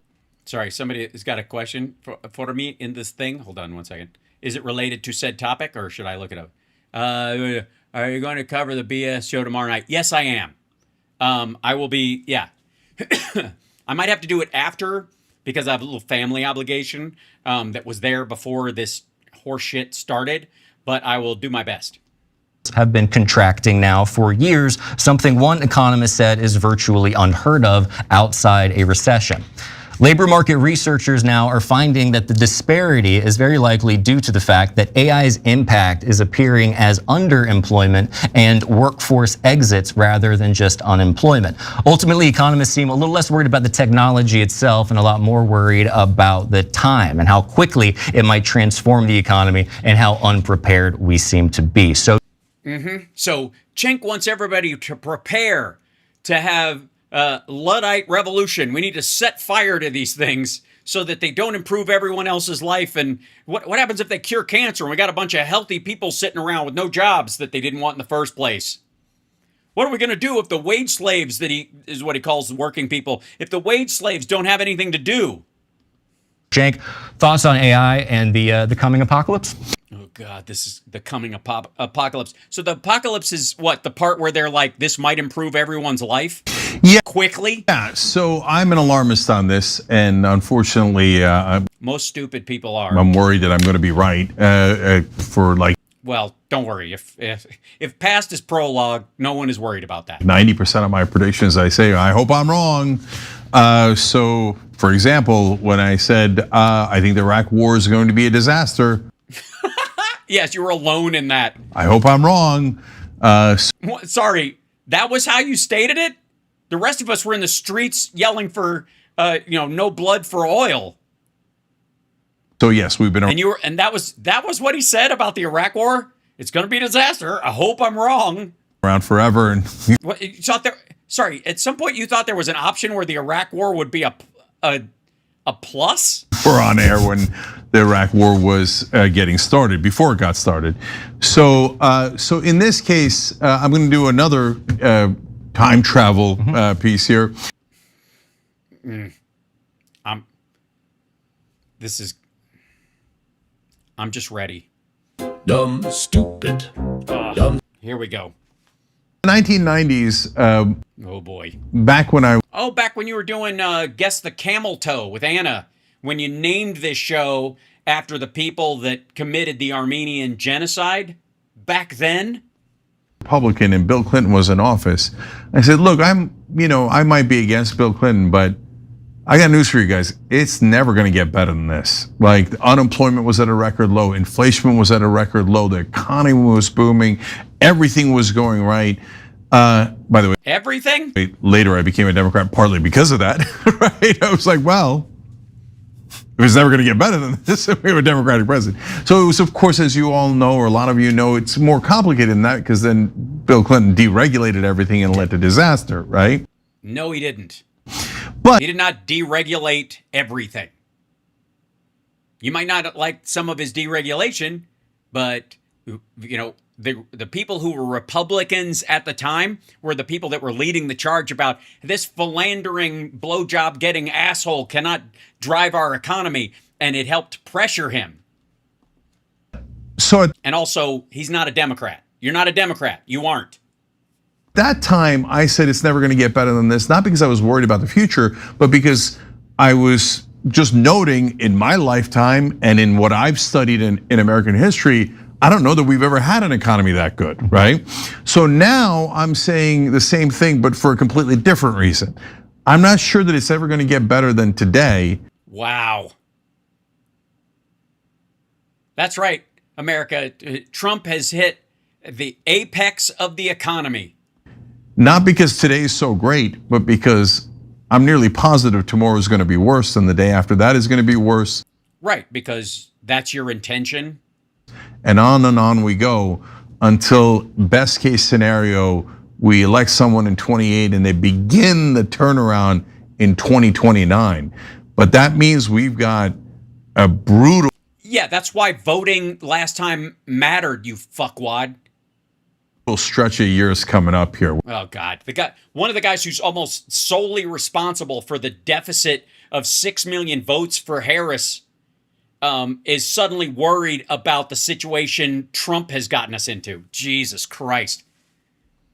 Things are only going to get worse. So now we're completely back in the Iran war. There's no chance of peace left. There never was. So that's going to be a night. By the way, Chenk's one of these assholes who thought Trump would be better for Gaza than Harris. That just for real. And I take that back. I don't know if it was for real. That was the selling point. Mayor, in a way that like no one understands right now. They're acting like it's no big deal. Who the fuck is acting like Iran is no big deal? I'll come back to that. And now you add on top of this the AI collapse that we've been telling you about now for a couple of years. The AI collapse. So it's just a matter of logic, guys. So there's two factors here. Okay, here's the logic. As to why this is so obvious. Number one, this is like the 200th time in a row where the people working in the AI companies, OpenAI and Anthropic, are going, watch out. And the rest of the economy and the politicians, the media are like, nah, don't worry about it. They say that they're going to destroy the world, but nah, I'm sure the guys working on it are wrong. Okay, but by the way, when the guy's making money. Also, the finance person at OpenAI is not one of the programmers in the base. Like, she's not one of the people who's designing the fucking thing. And her trepidation about it might be from the fact that the heads of OpenAI are in the business of putting themselves out of business. off of it say, oh no, it'll be great and we'll all have. Who's making? No one's making money off of it, dumb fuck. They're in the hole. They are in the process of creating effectively a new internet. The money that will be made off of the top of it will be made by other people using it. Just like the intranet that became the internet. Personal robots, and they'll cook salmon for you. They're like, yeah, that we believe. Yes, yes, that's awesome, right? Ignore the naysayers, right? No, I wouldn't ignore the naysayers, especially when they're coming from, when the call is coming from inside. First of all, the naysayers aren't naysayers. There's a whole lot of kinda and maybe in that fucking statement you just read. And the one of the big standout points is like, this might lead to a better life for everybody. We don't know, but somebody ought to do something immediately to rein that shit in so that it doesn't, if it does. The house, right? What, again, read the whole fucking paper if the 3 points you read are supposed to be the big alarm bell. But the second part, Elliot, is just obvious logic. So what are the fucking rank and file plebes gonna do if they don't have shitty grind jobs to do? Who are they gonna rail against if they're not, if Amazon replaces their workforce with robots? Who will be the TYT viewer? What does AI do? Even for the guys who love AI, they say it makes things more efficient. So, and they are constantly bragging. You go on CNBC any given day, okay, whether it's the website or the channel, and they're like, great news! Another company has fired 10% of their employees. Now, they think it's great news because their stock price goes up. Hang on. You don't actually believe Jack Dorsey fired those people from his company because AI. He can't justify that number of employees. His company is bullshit. You don't think Meta fired a bunch of people because they're replacing them with AI, do you? No, it's because Zuckerberg, who's a fucking moron, put all of his chips on the metaverse, named the company after it, thought they were going to make trillions selling virtual real estate, and now they're having to fire the people that run that part of the company to switch over to AI. Companies make bad bets all the time. And a big portion of the people they're firing aren't even in the fucking country. They're people that they purchase cheap labor in other countries so that they wouldn't have to employ Americans who want too much and want unions and all that stuff.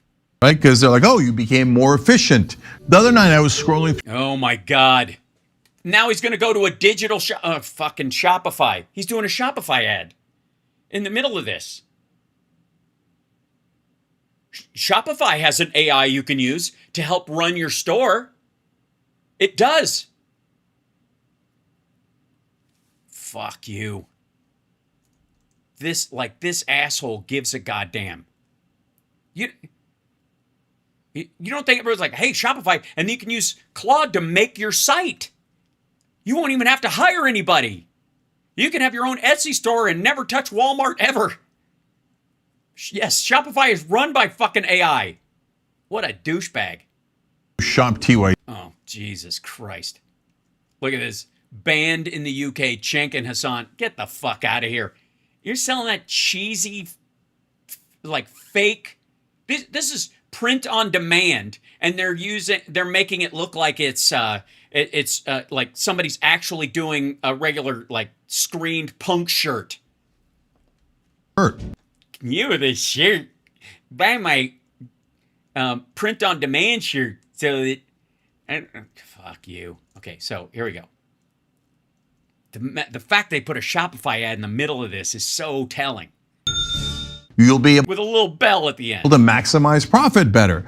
Another company could cut 25% of their workforce. This is great news. Is it? Is it?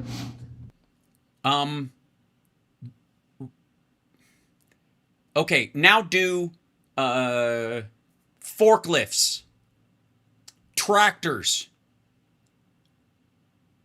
How many guys with saws did a chipper shredder put out of business? Because everyone, as I've been telling you for now about 2 years, is in a race to cut 25% of their staff. What do you think that happens? Or expand their output.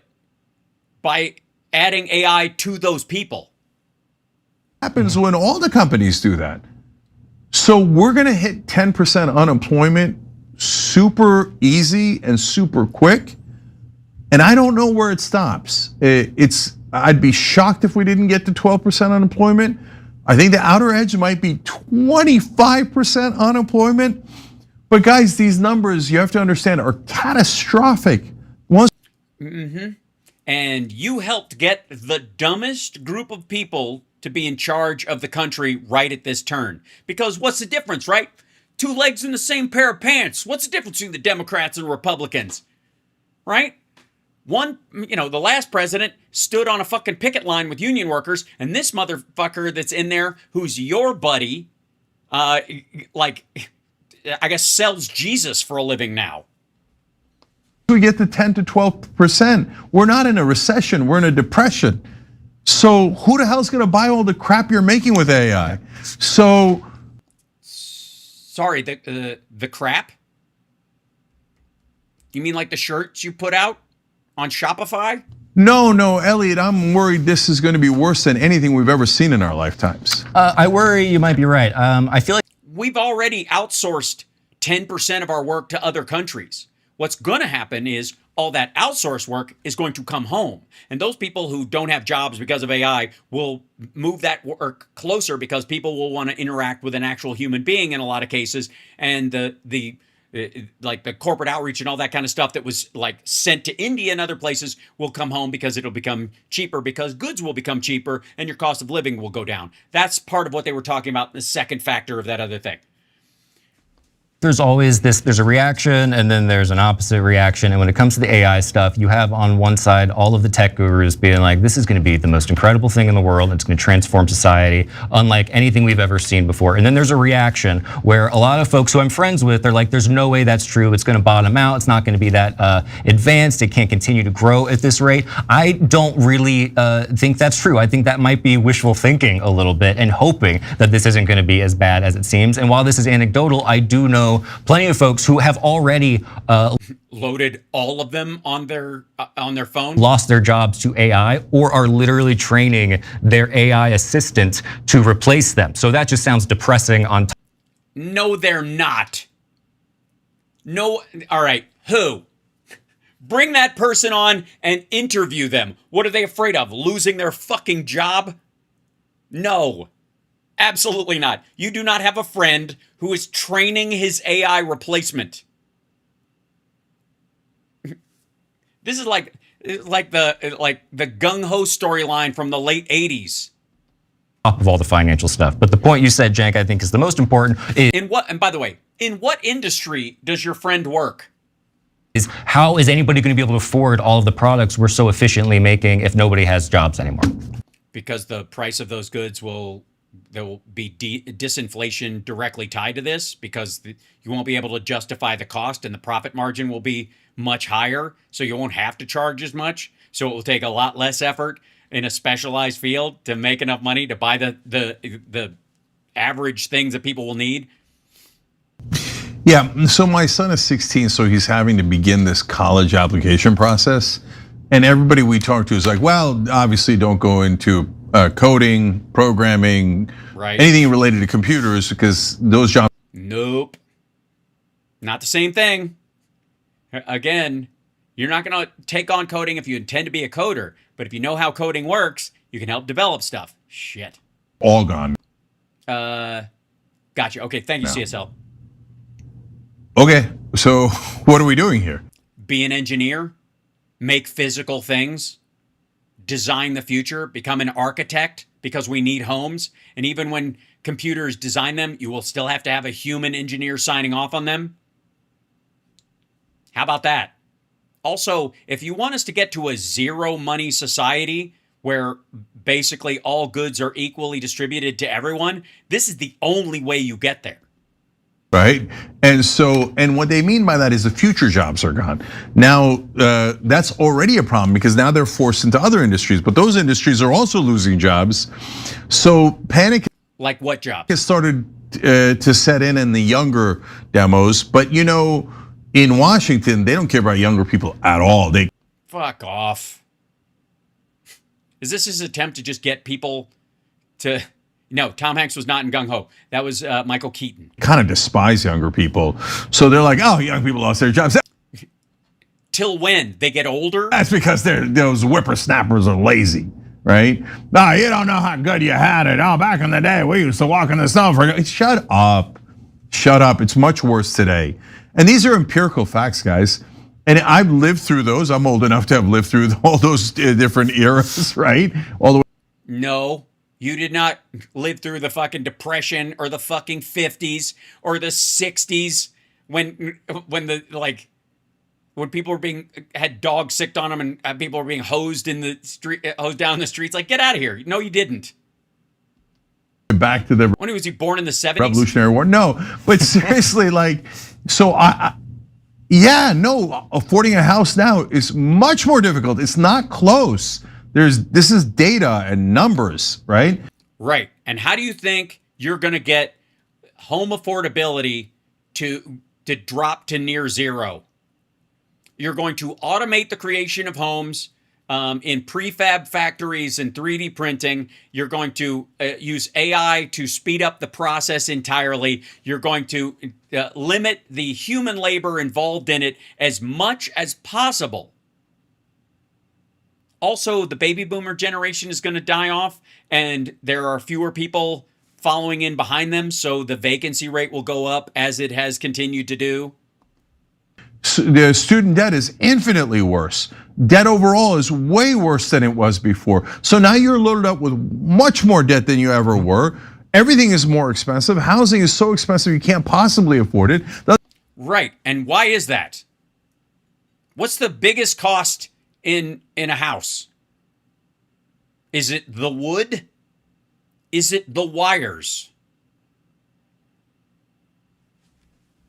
Donald Trump says, oh, I like that the housing prices are up. Well, okay, Mr. Billionaire, I'm glad you're happy that your gaudy mansions are worth more. I think he just said he didn't care. But by the way, even the real estate thing, with the only silver lining here is that when the economy collapses, housing prices will also collapse because no one can afford those prices. So, guys. Sorry, we should just hang on through the homelessness that will happen because nobody can afford the house and it'll just, sit empty? Or people won't sell them because they already have one? I had better news for you, but you got to buckle up and brace for impact. We're about to go into some super dark times. And so in those times, we got to band together. We got to find every ally we can get. To do what? And basically do a political revolution before things get worse. A political revolution of what? What are you going to get together on? What are you going to regulate in the next 2 years with Trump running shit? This is like talking about, hey man, if we don't do something, women's rights are going to be affected.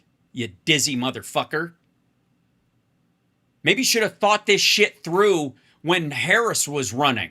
Maybe you shouldn't have ran against Biden the entire time he was in, as if there's somehow a balance between him and Trump. Oh my God. If we don't do something immediately, that ship sailed 2 years ago. We're going to have to do patchwork, you dipshit. So I'll just say one more thing here. Look, oh God. The reason why our hair's on fire, but if you're watching corporate media, theirs isn't. They do segments like this all the time too. It's because the only metric they care about is the stock market. Bullshit. They talk about jobs in this whenever they bring it up.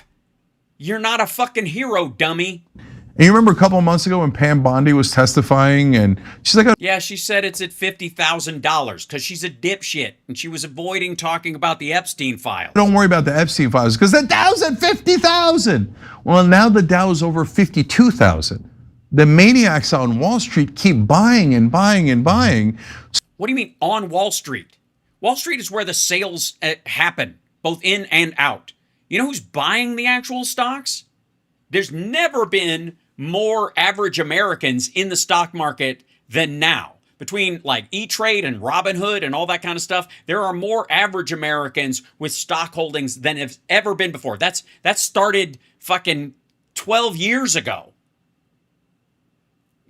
and in Wall Street, they might be selling this shit, but the people who are actually buying into it aren't even just in the United States. Does this motherfucker think that people who buy stocks are only only Americans can buy stuff on the Dow and invest in these companies? So the maniacs on. By the way, he has stock in all of them. Guaranteed. Guaranteed. This dude, I'd be shocked. And he's probably got a bunch of crypto holdings too. He should post them. I think that's reasonable, right? You know, if you're against the trading and stuff, post what you got. Show everybody. If you think Trump should do it, if you think people on Wall Street are doing terrible things or whatever, if you don't have any stocks, say so. But if you do, what are they? Why not have a running ticker? I'm curious. Corporate media are like, hey. You think retail is the one buying stocks? No, I don't. I'm saying there's more people in that than ever before. But there's also, large groups of investors, pension funds buying indexes on that stuff, especially on the tech stocks. Hey, everything is great. I don't know anybody that's saying that. You're a silly person. Because remember, in corporate media, almost all of them are millionaires. Also, what the fuck are you talking about? TYT is incorporated. TYT is a corporation that was started with $25 million from a millionaire that's gotten, that by the way, has a special deal with Google and YouTube. They partnered with another giant corporation. What are you talking about? Corporate media. This is corporate media. At least the ones on cable news. And everyone they know is millionaires. So they're like, what do you mean? Our housing prices are so high, we're rich. And and we fired 10% and 20% of our staff. So and so they're having the time of their lives in Washington and New York as the rest of the country implodes. So stick together here. It's going to be rough times. And remember who did this to you. You did. You did. You pretended there was no difference between Democrats and Republicans, and you put the people who are in power because you treated it like a fucking coin flip. And you genocide Joe'd your way into Donald Trump being the better choice. You absolute tit. You corporate prick. Ugh, God, I hate this shit. I knew it. I knew I was going to be aggravated. CSL, you put the clip in there and you knew exactly what it would do to me, even without watching it. I'm sure you saw it, but oh my God. This is, God. This is like, there is no difference between this, what Cenk is saying about this shit and this whole, they control you by, they get you on YouTube and then they tell you what to believe. And like, motherfucker, your show's on YouTube. Shut the fuck up. Jesus. CSL's like, you bastard. All right. This is how they get you to hate someone you've never met. They get you to hate. That's why I hate them, because they get you to hate somebody you've never met, the them I've never met. Who?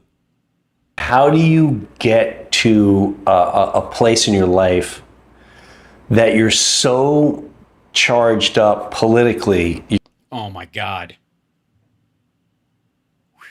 Yes, it is. Hi. You're willing to threaten. What's up, Heron? Hello. Another human being's life. Whether it's behind the scenes or in public, it's easy. It's a designed plan. Yeah, they're trying to create, it's an assassin factory. Can you tell he's been spending a lot of time on shitter? It's really that easy. It's really not. It really, okay, Liberal Dan's going live in 3 minutes. Excellent. I'll throw to him with a little bit of this nonsense. The issue is... Tell me what the issue is. You don't believe it's designed. You think you can get out of it. You think you can just scroll through fucking Instagram and not end up a murder bot? Don't believe it's well scripted. So you're well scripted. You're getting talking points from the Pentaverate? Let me explain how this works. Okay, explain how this works, because only somebody on the inside would know how this works. Okay. I want division between left and right. That's clear from the videos that you posted, sure. I own these stations, these marketing areas, these media outlets. That all seem to be on the left, okay, right? So you're saying, you know, something vaguely in the Jews control the media zone of thought without saying it. You're just making papers and journals and social media. And I also own this. Which is what? So out here. In what? What is that? Country music and truck sales? It's basically, I tell these guys, hey, tell them that they're not worthy. Yeah, this is your show, dude, you're talking about. And they're the devils and they're this. And I'm going to teach my group here. But this is the motherfucker who goes like that when he's talking about Democrats for the last like year and a half or however long this horse shit has been on. To use names against them that are hateful and how dare they? Who does that? Make you feel angst and make you want to feel violent. We have seen those videos where they're saying, I'm going to punch their face and we should take the streets and we should, you've seen them. Yes, I have. I don't take them very seriously because the vast majority of people I interact with in the public are pretty even keel, even when they disagree. And I'm going to... But if you live in a self-imposed celeb bubble, control this side to say X, it's no different than, I went to Rwanda to go on a gorilla trek. And at the end of it was a museum. It was horrifying. Where an outside source, I believe they were from Belgium, came in into the country, took over the media, and they Belgium. Where's the UN? Basically, why they did this, who knows? This is how demons work. So Belgian demons, gotcha. I was raised by Belgians to be evil, that old chestnut. And they got two tribes to basically commit genocide on one another. So this is an all-black country. Yeah. There's no difference. And this source comes... They should all be the same. Comes in... Aren't all black people a monolith who believe all the same thing? Shouldn't their enemy be the Belgians? Oh, the Belgians. Even to the point where they were measuring the noses. So if your nose was a certain length or whatever, you were taught, and the propaganda was, they're holding you back and you could be so much better because you got the better nose. Or you did, and it has the pictures. Yeah, it does sound a lot like Tucker Carlson talking about the Ben Shapiros of the world. Go ahead. And fucking Belgians. Every time. They killed. Yeah, we're familiar with the Rwandan genocide. I also remember Clinton trying to do something about it. And now do Sudan and Trump. Slaughtered each other's children.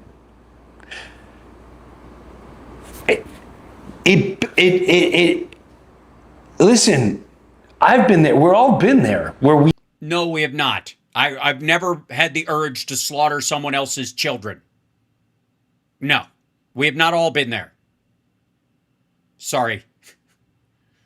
The vast majority of human beings haven't all been there. I would even venture to say the vast majority of the Rwandans on either side of that were not like, yeah, let's slaughter their children. Feel horrible feelings towards another person.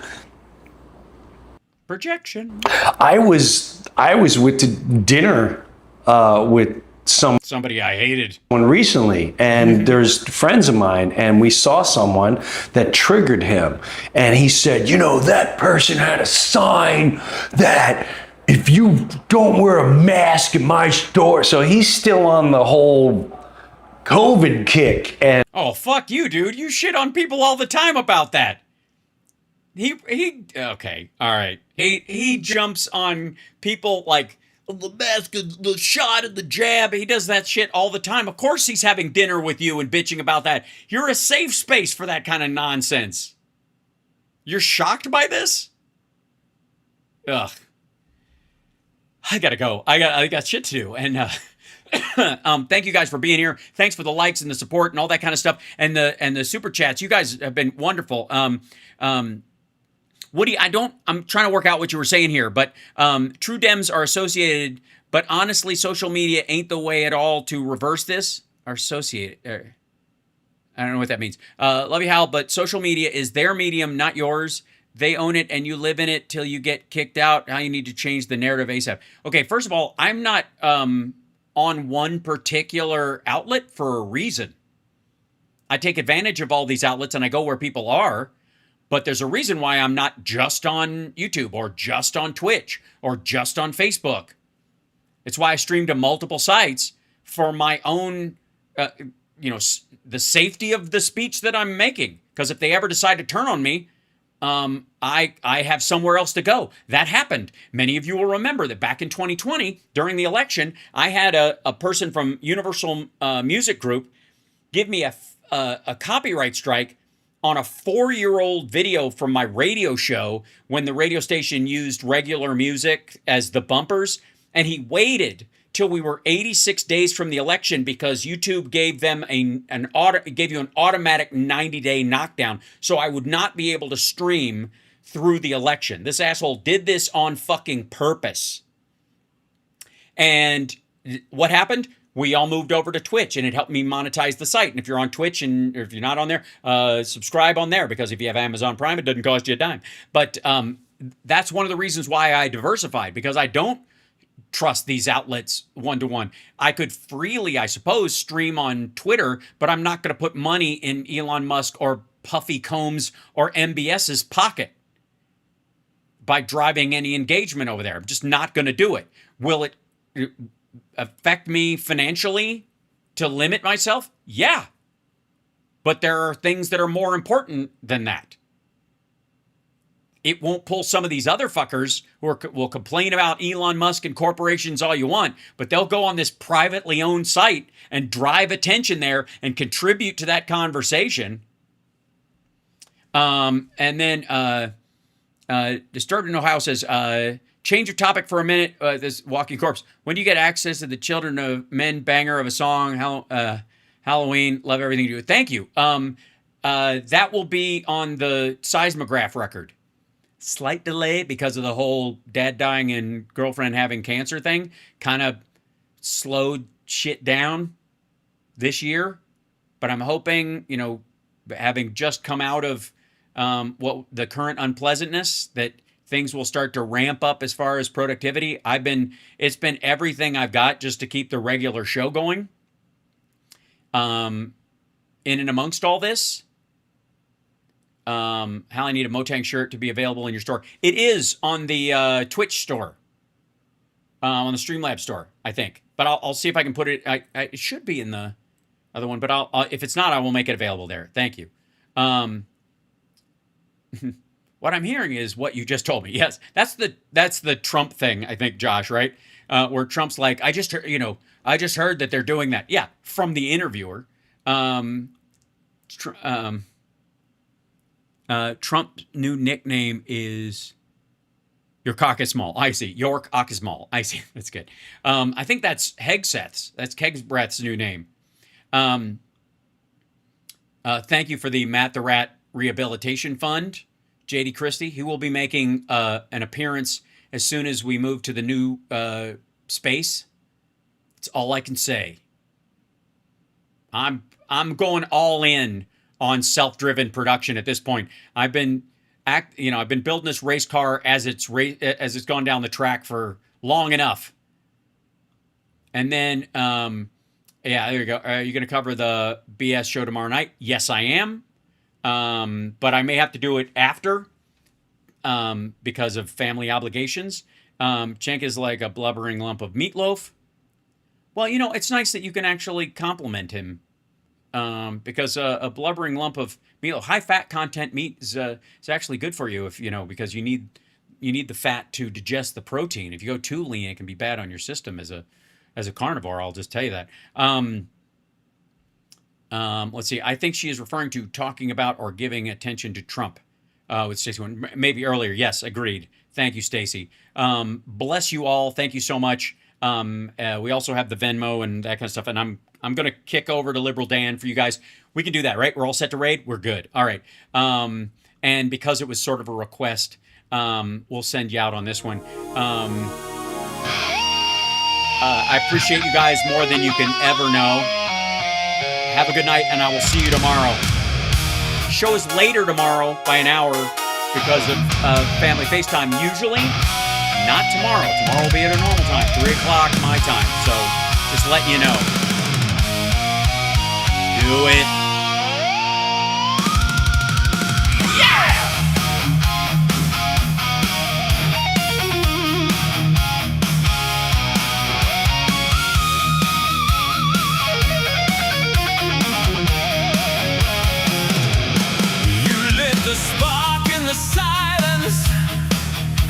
On a glowing shrine, fed me a hunger for power, taught me to sharpen my mind. Your hands were cracked from the labor, your eyes were burning.